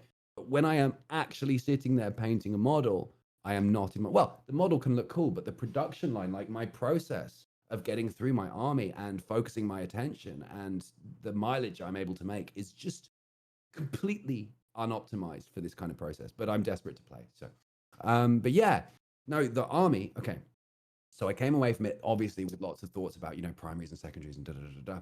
And I thought, well, custodies, they're quite a thinly spread army, so I need a way to really make it count. So the plan is I'm going to have 2 squads of Sisters of Silence as well. I'll just say right off the top. I never thought I would do it, but they're 60 points. I looked it up while we were talking. There's 60 points for a squad of 5 prosecutors, which is just the kind of shitty bolt gun holding ones. And that's a squad of 5, banner raisers, objective doers, point holders, just chaff that custodians don't have. So there's going to be 2 of them. There's going to be there's the coolest thing is probably the most notable thing is the blob. I'm going to have the blob. The blob is 1 Talamon full with 2 guns, an Arachnus and an Iliastus probably, a Caladius tank, and a Vexilla Praetor, the one with the Magnifica that gives a -1 to hit in the aura, to protect them, and a really basic shield captain to just hang out with them and give them reroll ones. And that way, I will have this heavy support shooting blob, and I will move this thing just wherever, like middle of the map, I guess. I don't know, somewhere central to, like that Death Guard guy did with his Plague Burst callers. I will just lock off a lot of corridors of the map and hopefully be able to help a lot of different situations with this massive, this massive kind of blob. They sit in the middle. They're slightly versatile, but really they're just a big round of shooting. And then I play around them. So I've got a squad of guard, a squad of Sagittarium still, some prosecutors, to go get some objectives. I've still got the Venatari. I've got an extra man in the Venatari actually because they just perform so well. But they are now the only fast attack I have because the bike captain is, unfortunately, there is not enough points for him in the army. If I lost a squad of prosecutors, I could do it. So I will just see how it goes. But instead, I will have a Terminator captain. And here's the thing. I'm going to have 2 Vexilla Praetors. I'm going to have a second banner guy. The second banner guy is to like kamikaze it right into the enemy and use that Vexilla teleport Homer stratagem. So I'll have a bunch. I want to have my Aculus Dreadnought as well. So the Terminators and my Dreadnought, my Aculus Dreadnought, will be in Deep Strike, and then I can just absolutely leg it in with the forward Vexilla Praetor, teleport someone in on him, and Deep Strike the other guys, hopefully near enough. And they can do like the carnage, or if I'm getting backdoored, then maybe they can go over there and do that. There's 1 Vexilla Praetor, which sits with the blob and helps the heavy support not get killed. And then there's 1 Vexilla Praetor, which basically just makes up like the front line, the forward like attack. Everything gets deep striked on him. And meanwhile, everyone else hopefully just wins some points. So prosecutors holding the objectives, Sagittarium guard enforcing that. Maybe the shield guard, they can push up. Venatari can go where they're needed, shoot lots of stuff. And yeah, and then there's the forward deep strike thing. I always liked with Dreadhost. I always liked the idea of having this mega deep strike squad, but it doesn't really work without the stratagem because screening is too easy. Yes. So yeah, deep strike is like fucking hard in ninth. I don't know if it was. My friend said at the pub last night. Actually, he was like, it used to be better. It used to be there was like this variable range on a dice roll, and that meant it was a little harder for people to plan around. It would be a bit more, just a bit weirder, and of course the maps were bigger. But yeah, so that's basically the deal, though. That's the new list, and it's a Vanguard detachment. There's no more assassins. The thing that really held me back was I really wanted to, have assassins in the list and like an Inquisitor and stuff because that's my fluff. Mhm. And I'll get back there. And But you can always play the fluff in fluff games. Like you want, like if Exactly. you want to do that, if you want to run like a quote unquote suboptimal list, and like that's what Yeah. open war is for. That's what creating your own scenarios. Like, okay, what is the scenario we're playing? narrative Okay, games, yeah. your chain bearers are attacking my admech, but Yeah. you severely underestimated the amount of admech I had at my beck and call. So we're going to do this style deployment. You get this many troops. I get, Yeah. twice as many troops, but you get like some sort of bonus. And that's what the open war cards actually do. That if you actually do play at a like at some sort of disadvantage for one party or the other, the party with the disadvantage gets a special card, and I think they sometimes even get a special hidden secondary objective that if you accomplish that particular objective, you win the game automatically. It doesn't matter how many points you have. Yeah. So Like you a could have very something specific as simple agenda. as have at least one model alive at the end of turn 5. That's it. That's all you have Yeah. to do, and you win. Or you could lose all your models and be down on points, but if you kill my warlord, you win. Yeah. So it's really cool how you can still, I think people tend to, myself included for the longest time, would get caught up in so much of the competitive mentality, when we have to remember that this game was actually originally designed, and I guess still is for the most part designed for home games. Definitely. Yeah. Don't get me wrong though, like playing with a competitive mindset does appeal to me. But it is not the be all and end all of my approach. Like my Custodes army right now is Warlord is of course going to be Trajan, then a shield captain on Dawn and Eagle jet bike leading 2 units of 3 jet bikes. Lots of bikes, dude. Expensive, man. That's where the points go right there. 2 units of jet bikes. 2 units of jet bikes. Big spender. 2 units of 3 shield and sword. Sword and board guard. The 1 unit of 4 Sagittarum. 2 units of 3 Alaris Terminators with axes. Yep. And then this guy. Sorry, I'm waiting for the stream to catch up. Oh yes, of course, the Oculus, very cool. So I believe that's the full list. But that's essentially like it. A big chunk of my strategy. There is no Vexillus in this list, but given how much you're talking about it, I might want to consider moving things around and maybe putting one in.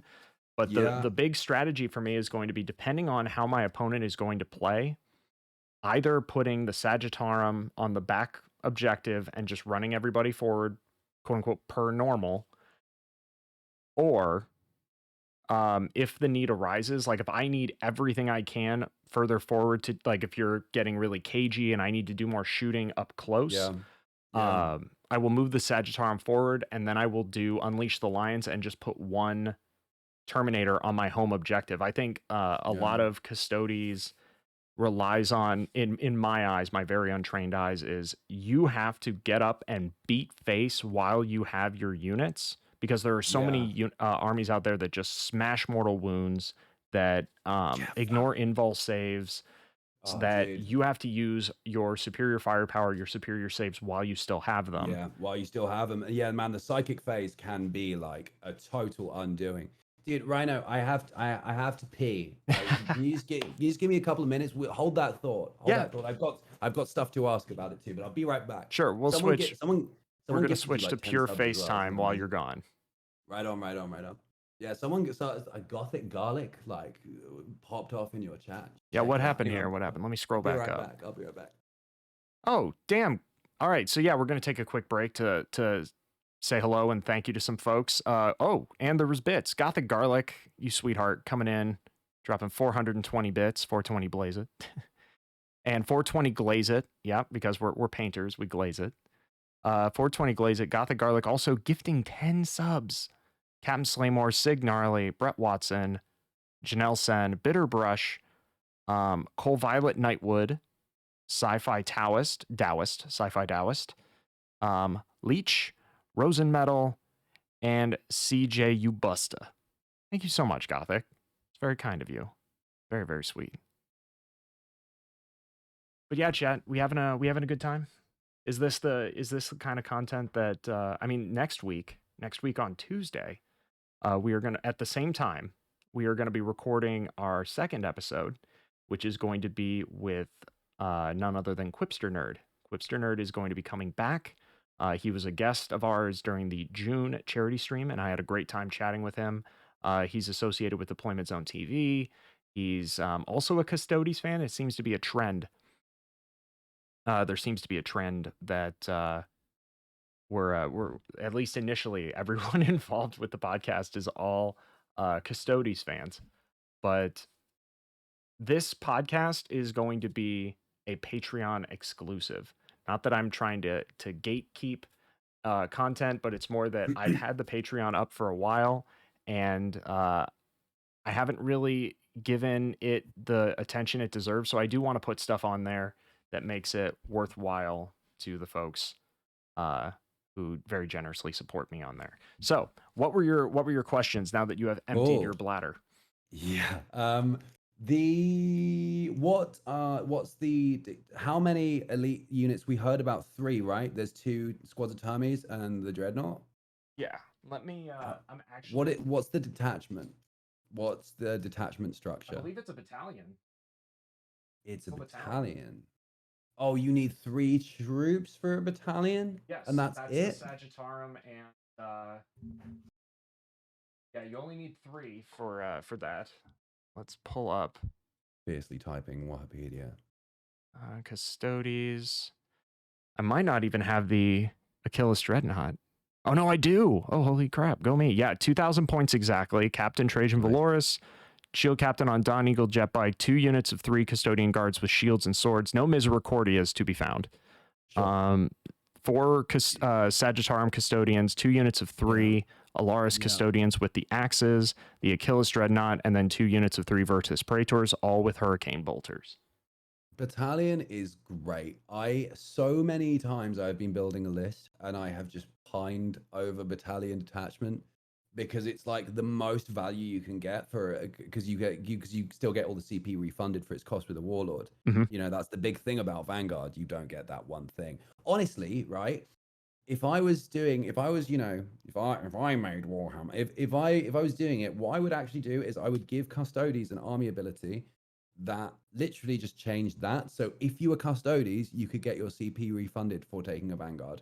That's it. And if you did that, you wouldn't have to change the unit types. You wouldn't have to do any of that crazy shit. You would just cater to the fact that Custodes are an elite army with lots of elite units. I understand that perhaps it's supposed to be difficult to build with them, but yeah. Either way though, you don't have a Vexilla, which is fine. I guess it depends what you really want to do.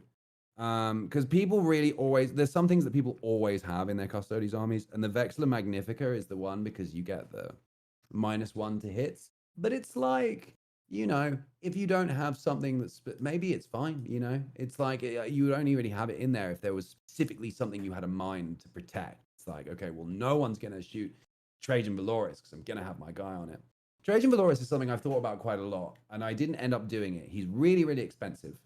And in my current list, it's the list that I'm planning. It's like I don't really have any points in HQs. I mean, I have 2 shield captains, but they're like really basic. But his moment shackle has to be like the best relic in the game.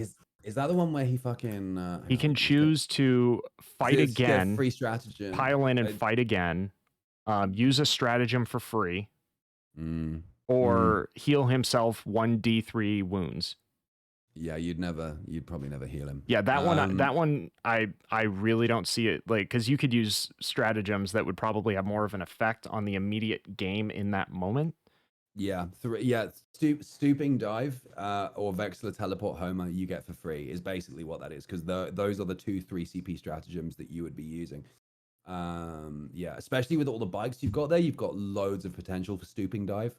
One of the things now I have this list that I'm just theorizing about now, there's no bikes in it, which means no stooping dive. And stooping dive is like, how many times do you think I can say stooping dive in one sentence? What do you reckon? Probably quite a lot. If I just keep talking about stooping dive, the stratagem, it sounds weird the more I say it. Anyway, stooping dive is like a crazy stratagem that the whole battle can like live or die on. Because if you have a biker unit, they will like, what do? You intervene someone else's charge with a charge of your own, and you fight first. So say like, yeah, as some crazy like fucking demon is charging into your troops, and he's definitely going to win, and it's definitely going to be really really bad, and the game's going to fall apart on it. You can use stooping dive, and you charge all of your bikes at him, and they fight first. So not only does he not get to where he was going, but he gets absolutely smacked before he gets to do anything. And it's like, and I always see people on the Facebook group I'm in like going on about how they use this amazing stooping dive and it changed everything. But it's 3 CP, it's a big one, like Vex the teleport Homer. So yeah, so there's that. Or right, if you like, I read up on this because I really like soup armies. It's just difficult to form competitively, but you could use any stratagem and get it refunded. Because it specifically does not say it has to be a custody stratagem. So for instance, if you had an Inquisitor, there is an Inquisition stratagem that costs 4 CP, which is called Orbital Bombardment. And you roll like a dice to decide like how wide the radius of the area of the orbital bombardment is. And it's like every unit, like enemy and friendly unit within this radius that you have drawn, gets fucking orbital bombarded. It's not like amazing. It's like you roll a dice and on a certain amount, they get D3 mortal wounds. But nonetheless, if you hit a lot of guys with it, it's like good. 4 CP though, I don't know. But if it's free, I mean, I'm just saying there's a lot of potential with the free stratagem. There's loads of different stuff, and there's a lot of CP. That's 3 CP minimum. You can really like farm out of that if you think about it. It's really, really fucking good. Yeah. Yeah, that's and what I think about it. I know that orbital bombardment is also a stratagem that Space Marines can use, but I believe the way it works is you basically call your shot. You pick a spot on. You have to like call it at the beginning of the game and spend that CP, and then you put a marker down. So both parties shit. know where it's going to come down, Oh, and then you roll for the wow. range. Then and it happens like turn 2 in your command phase is when it happens. Right. So like I mean, if it was an really instant strike, like if it was an alpha strike that just like bam, it's like when you spend that 4 CP, like you get to drop in a death strike missile. Like that would be. Oh, it's called execution bombardment. My one stratagem in the shoot. Oh, you have to use it in your shooting phase. If an Inquisitor model from your army is on the battlefield, select 1 point on the battlefield, 1d6 for each unit within 2d6 inches of that point. 2d6 of inches is a lot of inches. You can get potentially like 8-9 inches from 1 point in every direction. Subtracting 1 from the dice if they're a character on a 4-up. So you get a 50-50 chance that every unit within your radius takes D3. Of course, if it's a big unit, then D3 mortal wounds isn't going to like, shake it up too much. But nonetheless, it's cool. It's just 4 CP. So it's like, man, am I really going to spend 4 CP? Yeah, for 4 CP, that's like 2 stooping dives or it's not. It's stooping dive 3. So it's stooping dive in a bit. You know what though? Oh man, dude, Tanglefoot Grenade. Yes, I was actually just to say, I was just reading the stratagems. Tanglefoot Grenade, I think is Tanglefoot Grenade. It is a low-key super good. So good, dude. That was the one thing I absolutely nailed in Nottingham. There was one moment I was playing against White Scars, and it was turn 3, and their melee had just switched on. And dude, and he was doing the charge. It was like, so he had got his block. Dude, here's another thing. Going back, like you were saying, like, what are some things you've learned, now you've having been in this environment? One of the nuances of 40k that I was super unaware of is the science of charge distance. Say bikes, this was especially true for. Bikes are units that want to charge. They get combat advantage if they've charged. They get like they re-roll their wound roll on those lances if they charge this turn, if they successfully charge. So that's like, okay, I need to charge with this unit. And then there's a bunch of equivalent troops in any army. So you've got these fast attack kind of troops, and they're all sitting there and they're all looking at each other across no man's land. And it's like, okay, well, I can't move. If I move within a certain distance of them, then on their turn they could potentially move and charge to get me. And you're doing all this this like macro maths based on like, well, where is actually safe for me to be? Because if my charge units get charged, then I have not only completely wasted their potential, but given my opponent an opening to get their charge off and take out my charge unit. Like, it's a whole thing. And it's totally based on how far away from the other dude you are. You think, well, I'll just put them far away, but it's like, it's deeper than that. There is a specific amount of distance they can be. And because they have a specific move characteristic of their own, the bikes, for instance, move 14 inches, which is slightly more than a lot of equivalent things, I think. So there's a little 2-inch like difference in there that will be the difference between all of that stuff I just talked about. And that's like, it's a total mindfuck, but it's like, oh, there's like obviously it's all on charges on dice rolls. So you're playing probability, but there is a secret, there's like a magic spot you can stand in, which is going to be the perfect spot. That is the kind of shit where it's like, if this was a video game, there would be radiuses that would tell me stuff and I would just pick the best spot. But it's not. And you don't want to sit there with a tape measure for like fucking 10 minutes. And especially if you're dyslexic, it's a nightmare. It's like, wait, so if I add that and then the problem, like, but you've got, yeah, it's just a tiny bit of critical thinking, but like charging is like, charging can make or break the whole fucking game. If a charge unit goes in and just makes a massive hole in their blob, dude, it's rad. But that reminded me, Tanglefoot Grenade is how you stop that kind of thing from happening. He charged with his white scars and it was like the fight. It was the fucking fight. And I was like, wait, no, I'm going to use a stratagem. I'm doing it. I'm playing Warhammer. And it was really good. It fucked his charge up, and then his guys were stuck there, and then I annihilated them in my shooting. It was so good. And he was coaching me. This guy was really helpful. And he was coaching me through the whole game, and he was like, that was the fucking stratagem right there. You absolutely nailed that. That is exactly a Tanglefoot Grenade moment. Perfect use. That is so good to hear. Because again, you identified the stratagem for the moment. You're learning your army to be more in the moment and be able to take all these things in stride and know like, okay, now is the exact time to use this exact stratagem because I've not only been in this scenario, but I'm familiar enough with my rule set to be able to know to do that. Yeah. And the fact that also on top of that, your opponent, knowing that you're a new guy and knowing that he probably already had your ass at that point. Yeah. Is taking the time to like coach you, and like, it's such good sportsmanship. Dude, it was so good. To turn to your opponent and be like, that was the play. That was fantastic. Yeah. Because one of the other things that I had picked up from that Play on Tabletop little podcasty thing, Nick was talking about how Tycho mentioned that Tau Nick had this incredible ability to, even when he was getting his ass kicked, there was no way for him to win. He was still having a good time because he would set up for himself a personal secondary win condition. Like, okay, I know this fight is lost, but damn it, I'm taking your warlord down with me, or I'm holding this objective, my home objective. I will not lose this point. Yeah. And like, just having that be your fun, so keeping yourself from going down a negative spiral, which you clearly didn't.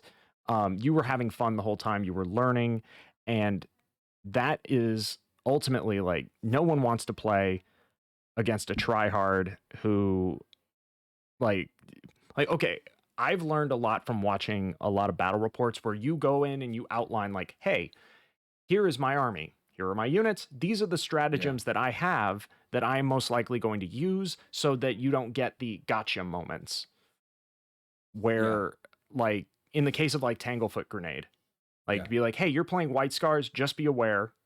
I have a stratagem, because I personally don't feel like it would be as fun for my opponent as well as for me if they go to do something that, if they had full knowledge of both armies, which we can't expect all of us to know every single stratagem, every single ability that all 18 factions in Warhammer have. And that's not including all of the like, okay, you got Space Marines, so that's a faction, but then you also have specific stratagems and units and abilities for like codexes for Salamanders, Space Wolves, Dark Angels. Like they all have specific units that all do specific things. No one is going to know all of that.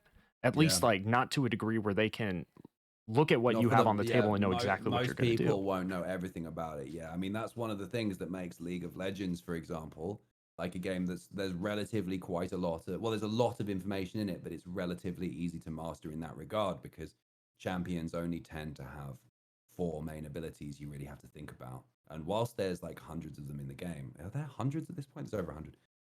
But if you've played it for years, it's just very easy. It's like, oh, that guy does XYZ and that guy does XYZ. And knowing your opponent, anticipating what your opponent is about to do in a game like that, a MOBA, for instance, is literally half the game. It's half of how you're going to win or how you're going to lose. And I mean, there's the timing aspect in MOBAs too. Yeah. Like, you know that at like 25 minutes or whatever, that big dragon boy is going to show up and like half your opponent team's going to go for it. The late game is like totally different to the early game or the mid game, and you can build for the late game, or you can like play champions where you just play. You're insanely overpowered in the early game, but you have to close the game out quickly because your champion falls off hard in the late game. It's the same kind of deal, but it's a lot simpler. When you look at 40K and all these armies and all these books and like all this text, fucking like mountains of text. It's like, I don't know. Well, you want to talk about mountains of text. Like, I held up the core book yesterday and I was like, okay, let's start flipping through the core book until we actually get to the rules. Flip, flip, flip, flip, flip, flip, flip, flip, flip, flip, flip. 5 minutes later, flip, flip, flip, flip, flip, flip, flip. And then you get literally to the midpoint, slightly beyond the midpoint of the book, and that's when the fluff ends. Put the fluff online for fluff's sake. Yeah, I know, right? And also, well, actually, just like, let's be real, put all the rules online for free. If I want to own a book, I can buy a book from you, but just put the damn rules online. But then again, Wahapedia, and between Wahapedia and Battlescribe, you've got everything you need. You don't need the codexes. If those motherfuckers, like, if they get those things taken down, I swear to God, I'm gonna. Wahapedia, I don't think they can technically take down. I mean, we're not intellectual property lawyer, so we're not gonna. I'm definitely not going to speak with any sort of authority on it. Yeah. But my assumption is because Wahapedia has a Russia URL ending, I'm willing to bet they're not gonna like be able to get that taken down. And Battlescribe, I think it works in a certain arena that I don't think they can, because they don't make money off of it. Battlescribe has a bunch of other stuff as well. It's not just like this app that's totally for Warhammer. There's a bunch of different tabletop games that it facilitates. Yes. And that would probably be the get out of jail kind of thing there, because clearly it's not a primarily intended Warhammer usage. That's just the community's use of it. Mm-hmm. I guess. Wahapedia, different story, but hopefully the .ru is the shield that protects it. But yeah, man, yeah, that's how it goes. Look, listen, I got my notes here from the stratagems as well. This is literally, look, here's Slayers of Nightmares. It's a stratagem. I wrote 2 CP, and then I wrote, when fighting an enemy with higher toughness, +1 to wound. That's it. Like, if you write tiny things, if you're confused about your stratagems, just do that. You get a page of stuff, and I literally just wrote like the simplest possible way you could appreciate what. Yeah, and actually, let me grab the codex right now. You said that was Slayers of Nightmares. Slayers of Nightmares. When fighting an enemy with higher toughness, you get +1 to wound. Now let's see how that was written in the. Or it might be +1 damage. I actually didn't. I realize now I might have wrote that wrong, but +1 to wound is right. Because not only, like you said, not only is it a good way to make sure you stick it in your own mind, but also the fact that it allows you to kind of cut out because they get really fluffy and overly wordy with these stratagems. The way they word stuff, which I understand. Which one is it? Can you? Oh wait, when you find it, point it out on the page. I'd love to see how big it is. Yeah, I get it as well, because they have to describe all of these. They have to caveat, or they have to make these sort of, meta disclaimers in the wording of pretty much every type of rule, just to clarify that like this is not this type of thing, and it can only be used in this kind of way. But like in layman's terms, it's like super simple. But it's like, especially if you're dyslexic, right, it's really hard to keep simple, like specific numbers in your head whilst you've got other numbers in your head. It's like it almost doesn't happen. So remembering what something does, you're constantly diving back into the explanation of something. I mean, I'm sure everyone does, but listen, it's like you're always people flick through the books, right? You get on your iPad, you find the thing, and you're always looking. So you're always semi-constantly reading like these little chunks of text, and you don't need the fucking whole chunk. You need sixes to hit auto wound the target, or when Terminators are attacked, AP -1 / -2 equals AP -0. Like tiny little things. And I think maybe that stratagem is from like the Psychic Awakening War book of where the they got Spider or whatever. Yeah. Yeah. It might not be in here because I'm not seeing it, but here's a good example. Castellan Axe, right here. Look how much text that is. Like that block of text for Castellan Axe. And it says, big. use this stratagem when you select one of your Adeptus Custodes units to attack in the fight phase. As long as one or more models in the unit is attacking with a Castellan Axe and they all target the same unit, increase the AP of that unit's Castellan Axes to -3 until the end of the phase. Why don't you just say... The axes get a -3. Yeah. Castellan Axes. Castellan Axes get AP -3 in the fight phase. That's it. Like, that's it. That's literally all that's happening. But they've got all this stuff, all these caveats, all these clarifications need to happen. Yeah, it's a minefield, dude. It's a minefield. That's why it was so important for me to learn one thing at a time, because if you really try to, you'll overburden your mind with all of this like wordy stuff that happens in the rulebook. But yeah, dude. Yeah. So crazy. As much as, and I like, honest to God, Duck, like chatting with you is truly like the opposite of work. It is the most fun, and I did tell him, everybody, if you're having fun with this and you're like, ooh, Duck and Doc, this is a good combo. This is an OP combo, so to speak. I agree, and it seems Duck does too, because going forward, Duck is definitely going to be a mainstay guest here on Office Hours.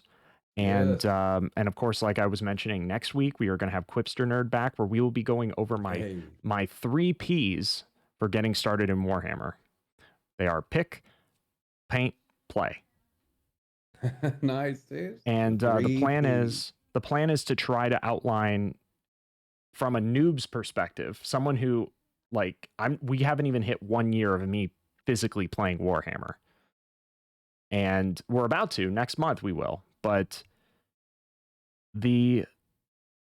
I want to try to impart what wisdom I have through the lens of experience that Quipster has, because he's played off and on since 5th edition or 3rd edition, I think. And yeah, you're right. Actually, like I just looked over at chat and I can't ignore this, that we do need to find someone whose name is Goose, and then we need to have a 3-way. Oh my God, Duck Goose. Duck Goose. Oh God. Glowdown once again coming in. Yeah, absolutely. Winner, chicken dinner. Dog Goose, God damn it. But we're gonna go over like the simplest explanation of not even how the army plays, but just what the army is. Like I think I may have sent you the list of, and we're gonna for pro thing of optimizing Duck again. Pull up this. Get me out of here. Get me out of here. Where'd it go? Get me out of here. Put you over here. Duck back up. Full screen. Okay, so like when you pick your faction, Space Marines, bit of everything. Imperial Guard, normal humans with giant tanks and flashlights. Custodes, Big E's bodyguards, aka the Banana Boys. Sisters of Battle, the very angry battle nuns. Grey Knights, the Popes of Nope. Admech, the flesh is weak, metal is better. Knights, giant robots in loyal and chaos flavors. Chaos Marines, a bit of everything, but evil.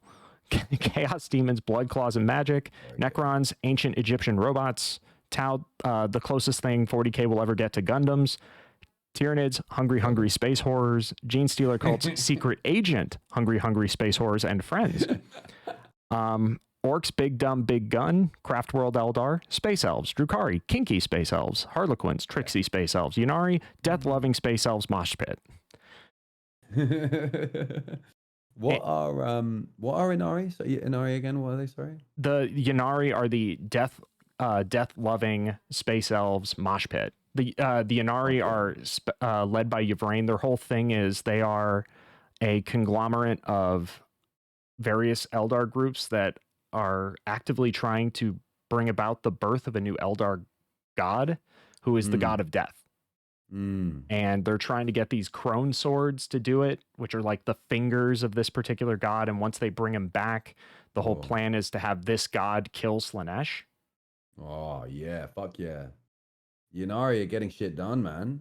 That's what you'd have to do if you were like if your soul was like enslaved by Slanesh for all of eternity. I mean, shit, that's the plan. There's only one plan, and it's that. So Raise a that's god. what they're trying to do. And Yvraine was responsible for being part of the crew that brought Gilliman back. And Gotcha. if the jokey lore is to be believed, Yvraine and Gilliman are boyfriend girlfriend. They do big sex. They do They big do. sex. That Primarchs only do big sex. Big sex, dude. Sorry. Sorry, it's been a minute. Oh boy. But yeah, every time shit like that happens, you know, like all the like grim dank subreddits and all that shit just go absolutely nuts. Yeah, dude. Hell yeah. So, are you going to be streaming after this? Yeah, you know what? I think I'll give it a little one. I don't know how long it will stream for because I don't know how long I will stream for because I'm counting this wonderful 3 hours we have spent as you know, my Twitch time. What I would love to do is yeah, chuck a couple of hours on the back end. I've done lots and lots of really fun talking with you. So actually, I could get into setting up one of my Vexillor Praetors. I have this really cool idea for my Vexillors, right? What they're going to be doing is then they're going to be I want the Vexillors. I was thinking like, what would like a chain bearer Vexillor really kind of look like? They would be really, because they're really fucked up and kind of desperate and insane and all this stuff. So I was thinking I'm going to make these custodians that are raised up on a bit of land, and they're kneeling. So I've got to change. I've already started cutting the legs up. So they're kneeling, like not like an upright kneel, but like a sunken kind of kneel.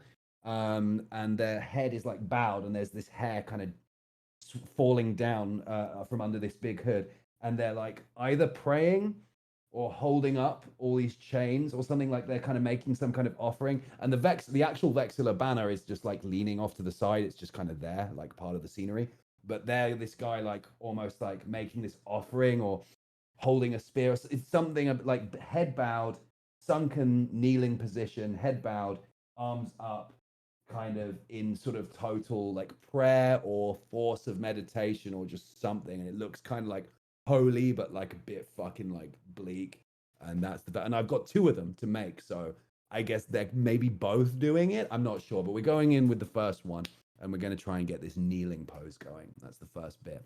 So I've already got the legs cut up, but that's a lot of wiring, a lot of green stuff. So I can attest to when you cut up the legs of a custodian, you've how been much. all in there. And I'm just so excited to now have custodians that are proper The actual size, dude. Yeah. And the actual size. The biggest and I know like we keep gearing up to like end, but there's like always just one more point I want to make. I'm so excited to be using bits that are not like the original normal Custodes bits, because to each their own, but these swords irritate the hell out of me. The swords, dude. The swords. It's the huge point of contention. The center. Everyone fucking hates the Sentinel blades. Everywhere you go, everyone's like, "Yeah, this sword's fucking sucks." Some people, there's a specific one you can get from like Spellcrow that's like an acceptable replacement, but it doesn't quite. Yeah, I have a whole thing with the I swords. ordered some from Conversion World where the blade is much slimmer. And the gun portion is a lot more of a slimmed down profile. It looks much more like a standard power sword with guns on the side. So yeah, it doesn't have that like extravagance that I believe I know exactly the one you're talking about. I strongly considered it. And that's what I'm doing, because I would have kept them had I been a little bit more of a grandiose faction of like the lore that I had written for my Custodes. If they had been more grandiose, more visible, I would have kept those swords, even if I didn't like them, because anyway, they're more clandestine, which is why we're using a different shield, which is why we're using different swords, which is why I'm using different heads. They're going to be using a head that has like a bit of cloth around the mouth, and then a very low profile head with some spikes and some eye slits. It's the it's going to be Demonica pretty cool. heads are so like haunting to look at. You Oh know my what I mean? god, all of them are absolute gold. Yeah, the way they're sculpted is so like they really it's like you look at it and you have this kind of lingering gaze where it's like this kind of evil kind of they're all slightly chaotic, I feel, or there's this kind of dread to all of them. All of them look a little bit like, oh man, they're just crazy. They're Fucking crazy good. grimdark. Yeah, they're super grimdark. The creator manages to like swing in Baroque Gothic, like that, like That's weird, very yeah. ornate style with the imagery that Yeah. we associate with 40K, and so much detail on such a small object. Yeah. Dude, it's So amazing, man. I'm really impressed, especially because it seems to be poured resin. So like I mean, like Okay. GW hire this guy because Yes. clearly they do poured resin way better than you do. They're gonna slap him with a cease and desist and then offer him like 16K a year or something to work for them. That's what they'll fucking do. And he'll be like, no. And they'll be like, that's fine, you don't have to take it. Just don't do the helmets anymore. Bye. Like, oh. Thanks, guys. Yeah, and that's one of the other reasons why I was kind of glad I snatched up the bits I needed, at least for the time being when I did. But I get the feeling that those bits will continue to exist purely because there are folks at GW who would be responsible for finding these folks, but in finding them, they're like, actually, these bits are really good. I'll just say I can't Yeah. find the site or it doesn't quite fit, and I'm just going to order Yeah. bits for myself. I bought so much Puppets War stuff on my first like round. I did a big shop on Puppets War. Puppets War like are the main player in my like third party bits on my things, and they are just gorgeous, man. The helmets and shoulder pads I got from Puppets War are just, guys, really head on over there and check it out, man. Like some of the stuff on Puppets War, you see it and you start planning a whole thing because you see a couple of helmets and you're like, oh my god, I had no idea something like this existed. There's all kinds of shit on there. There's like wolf heads, bear heads, shark heads. I was about to say the shark heads made me this close to doing Kakaradons. Dude, in Kakardo, exactly, man. The shark heads. If I was doing like a funky Space Marine chapter, I feel like Kakaradons, I would just. What are they? Do you know what they would be a successor for? Or is it just not important? It's unknown which chapter they're a successor of. In my opinion, they are either actually Traitor Legion stock. I think they are World Eaters stock is my guess, or a Chimera mix. I didn't realize they were Chaos. No, they're not Chaos. I'm just saying that is the gene seed that was used to make them, because there are chapters that exist where they'll say like everyone says like, oh, the Blood Ravens, they're Blood Angel successors. They're not. Yeah. They're Thousand Sons. They are Thousand Sons successors, guaranteed. But in situations like that, they just like won't tell the chapter and they'll just keep an eye on them. Or in the case of like the Minotaurs or the Kakaradons, they kind of report to the High Lords of Terra. They're under like a different leadership strata. And like you see the Kakaradons are used to like, just like the Minotaurs are used to hunt down other Space Marines. Like, Space Marine legions that go bad. Like there's the whole thing with the Kakaradons beating the bejesus out of the Lamenters and the Mantis Warriors and whatever other third chapter because they sided with this little like insurrection of this one little sector of space. And of course there's Tiberus the Red Wake, the I think single coolest chapter master in the entire lore of 40K. Let me see this guy. He is so big that they needed to, like, Terminator armor is too small for him. Oh, it's this guy. Yeah, it's the guy in the artwork that like it's like the most shared artwork image ever. Yeah, because he has so he has power claws that also are chain fists. They like the underside of the chain of the power claws are chain fists. And in that artwork, he has flipped up and depowered one of those claws because his opponent is missing an arm. Oh shit, that's why that is. He so I think good. his claws are called like Slake and Hunger. Yeah, but he is so big they had to use like Dreadnought armor to augment his power armor because of how big he is. Like this guy is like nearing Primarch size. Yeah, he's massive, dude. He's massive. I love the idea of in that artwork, he's got one of his things flipped up to even the odds. It's like the odds are not even. This is not going to be a close fight, dude. No, like it's a He's foregone massive. conclusion. Oh, wow. But I was Dude, definitely brilliant. thinking So cool. Carcharodons or Minotaurs because Puppets War also has these really cool bull helmets. Puppets War has the heads that you could build a whole fucking scheme around. That's the thing, man. Once you see a couple of things on Puppets War, you're like, oh, now hang on a minute. I could do and you trail off on it. Like I was saying earlier, picking one cool element to build out your lore from, or your homebrew from, or your color scheme from, or your playstyle, anything. That one cool element that you build out from, for me, like in a practical sense, it was chains that I attached to them. But dude, it could be a set of helmets from Puppets War, like so easily. It could be, they're really good and they're good points of inspiration because there's like animal heads and all this crazy shit. There's like a Gundam looking head and all this stuff. You might, there's a whole thing of samurai space marine gear on there. Dude, you might see a couple things on Puppets War and be like, that this is the beginning of everything, and from there you could be going on home. Like honestly, dude, check it out, man. Like, and there are tons of sites with lots of really cool shit. Libra Demonica, of course, Puppets War, obviously. I've used bits from Puppets War, Libra Demonica, Pop Goes the Monkey, Conversion World, Spellcrow, obviously, as well. Like there are so many bits providers out there that you can get some really awesome shit. And you can, of course, go find 3D files on Thingiverse or Cults 3D and print them yourself if you have a 3D printer. Yeah, because there are people making files that are not necessarily running a business. But Duck, what I think we should do is we are going to, sadly, end this call, let you get set up to start streaming. So we can get you online, so we can raid into you, and then I'll wrap things up, say thank you to everybody, and then we'll pop over and we'll hang out with you for the remainder of your streaming time. Beautiful, man.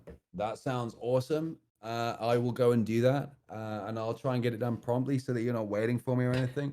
What I will do though, Rhino, is I will go and make a coffee. So give me just 5-10. Yeah, we'll give you plenty of time. I got to walk people through some of the stuff I've been doing. Since 2 days ago when I was streaming anyway.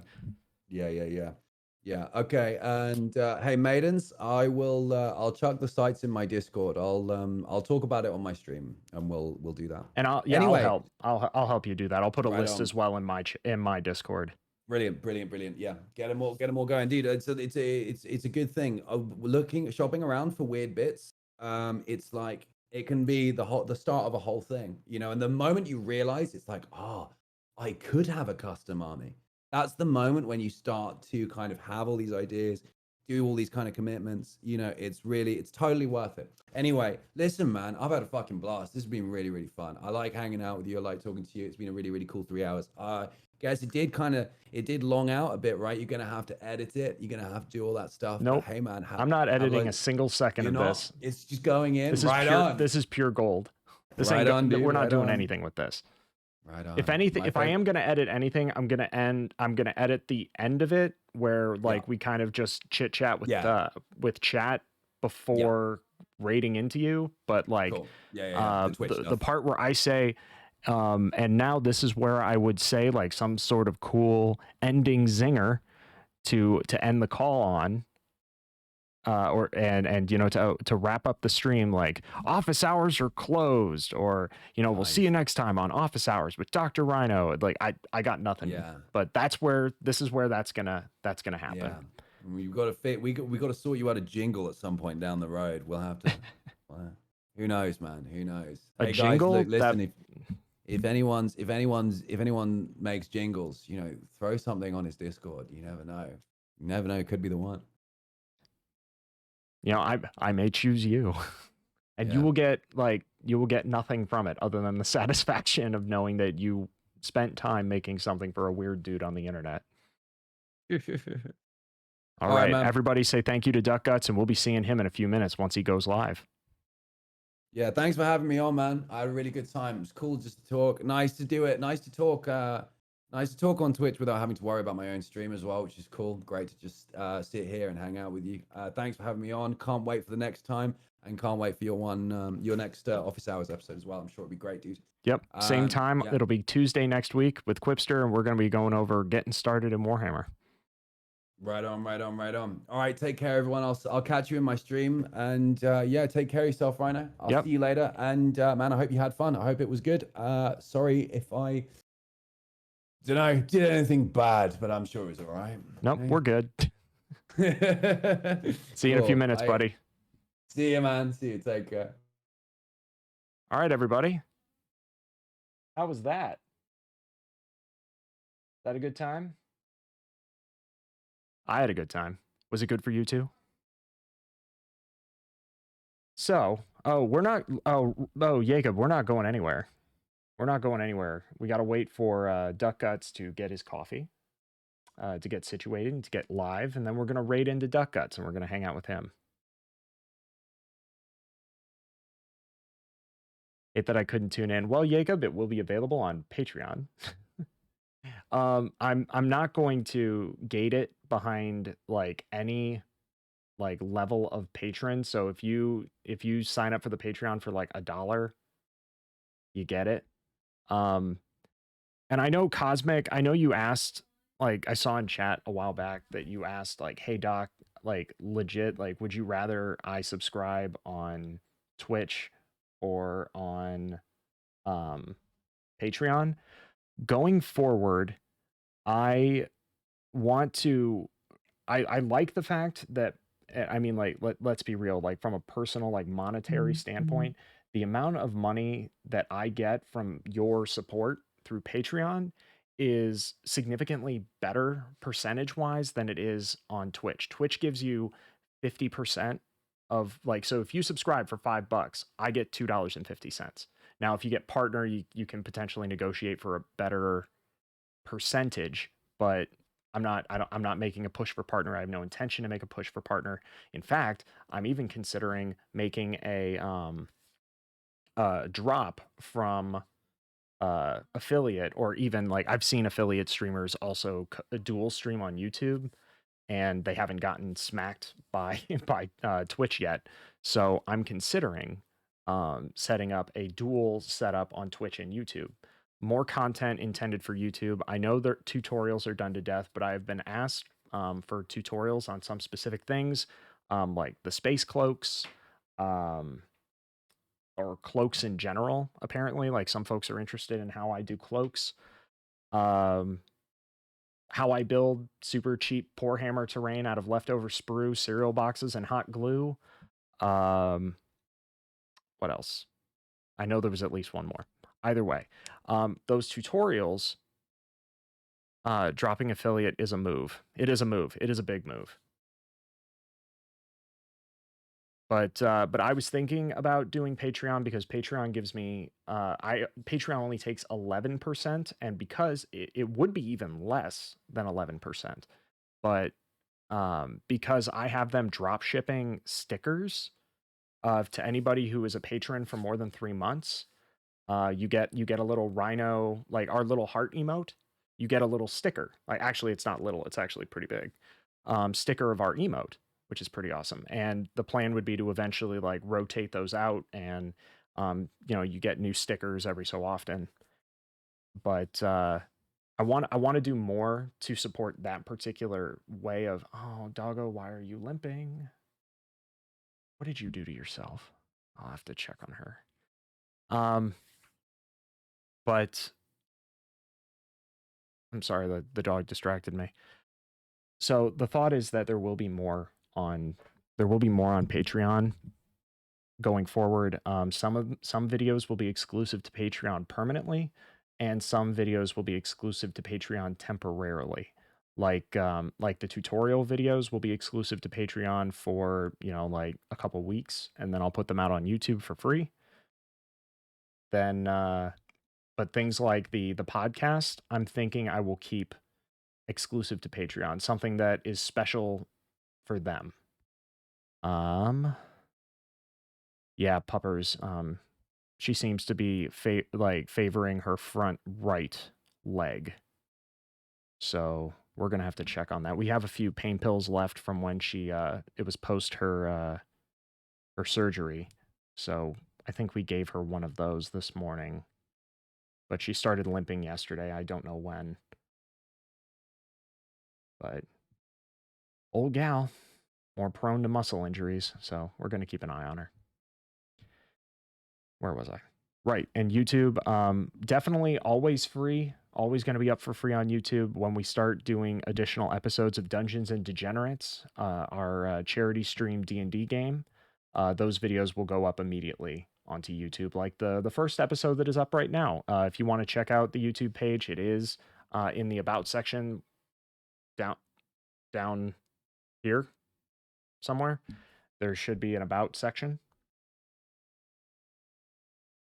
And there's links to the YouTube, the Patreon. I think there is even a command ! Patreon to check that out. Are you going to do polls for future guests? I'm open to it. I'm open to that. We do definitely have Quipster Nerd next Tuesday, I believe, starting at 8 a.m. 8 a.m. Central Time, which is 2 p.m. British Standard Time, or British Summer Time. British Summer Time. What else? Other folks I would like to have on as guests. I want to get the Sauce painting. He was a streamer. Now he's focusing on his YouTube content, but he has been a big influence of mine. I want to have him on. There's a couple things specifically about how to approach content creation and also a painting philosophy that I want to talk to him about. I'll change my name to the Cosmic Goose so we can make the title. Yeah, I miss him too. But his ultimately, that's one of the things we have to love and appreciate about each other is that this hobby is it's a hobby. It's not something that we should feel like anybody is obligated to continue to like. Okay, for example, if my day-to-day life, as painful as it would be for me, if my day-to-day life got to the point where I needed to make a decision to cut something, I would have to cut out streaming. Like, would I still try to do podcast episodes? Sure. But if I had to cut out streaming, as unfortunate as it would be, I would do it because it is a hobby. And Sauce prioritizing other aspects of his life and still giving us YouTube content, so we still get Sauce. That's great. And I'm glad we can still have that little bit of him. And he floats in and out of chats and Discord, so we see him in and around. Of course I miss him too. That guy like very quickly became like a brother to me. So like he still is like a brother to me. I hope he's prepared because my discussion that he and I will be playing a game of 40K next summer when my wife and I go to Colorado, that's still happening. So Rip Sauce's stream Guts theme starts playing. Hey, Seth, what's up? Can we get a shout out for Cephalopod Studios, please? Cosmic or Jacob. Cephalopod Studios, of course. Awesome streamer. He's taking commissions, by the way. Like, if you see that Silent King behind me, he's the one who painted it. Let me actually. Okay. So he painted this for me. Now, of course, this is well above tabletop standard. Let's see if I can actually get it to focus. Focus. It's on the menu. Either way, you can see the level of quality and detail that went into this. But he paints, he does commissions, he paints incredibly well, and if I may say, the man is an absolute deal because he refuses to value his work at the price that it should be. Mostly because his explanation is he paints so fast. So not only would you get your work done quickly because it's like he just finished his commission slate. So if you do !commission, you will get a link to his page. Check him out on Instagram, message him, whisper him here in chat, talk to him in my Discord, but he will hook you up. Cannot recommend this guy enough. And he also makes Cuttlefish colors. He makes the paints I use to paint all my models. He painted that model using Cuttlefish colors. So he's fantastic. Ragnar says they're in Colorado too. Yeah, Colorado's a beautiful state. My wife and I got married in Colorado, down in Colorado Springs at Garden of the Gods State Park. That was where we got married. It was one of the most beautiful places I've ever been in my life. Not only because I got to have have the joy of marrying my beautiful wife on that day in that park, but also because it's actually a pretty cool place to be. So, what else, chat? What else we got? Let's let me actually, like, while we're talking, pull up web browser so I can see if Duck Guts is live.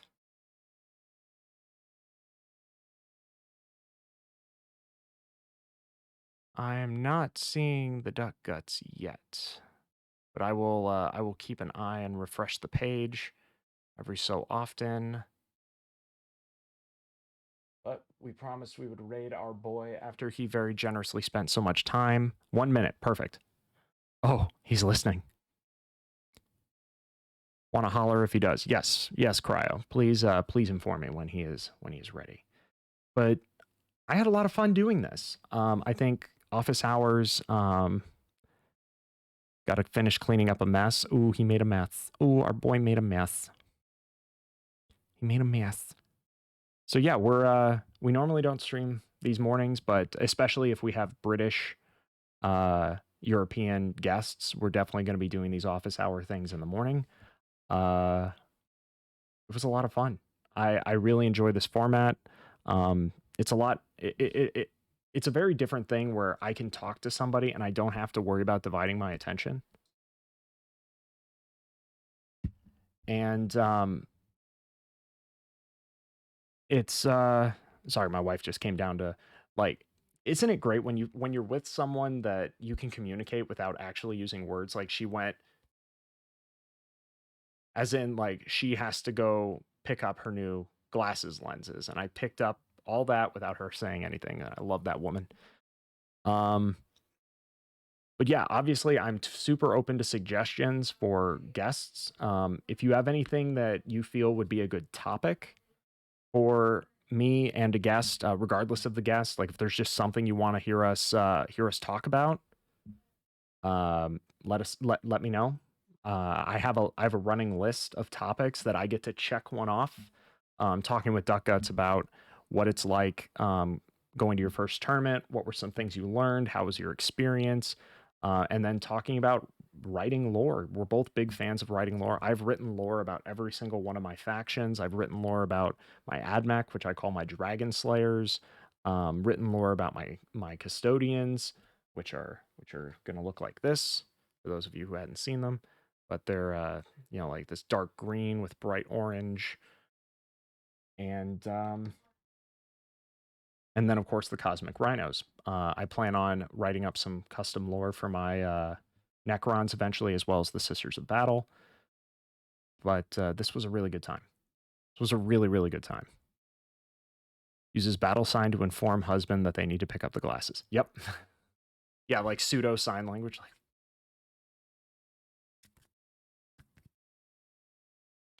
Like, yes. I know exactly what you mean. I want to see them shopping together, hand signals for the frozen food aisle. Yep. Yep. That would be spicy.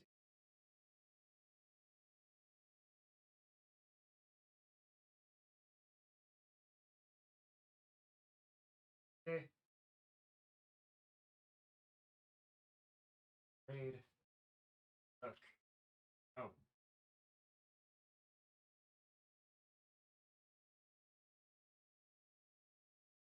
Thank you all so much for hanging out with me today. It was an absolute blast.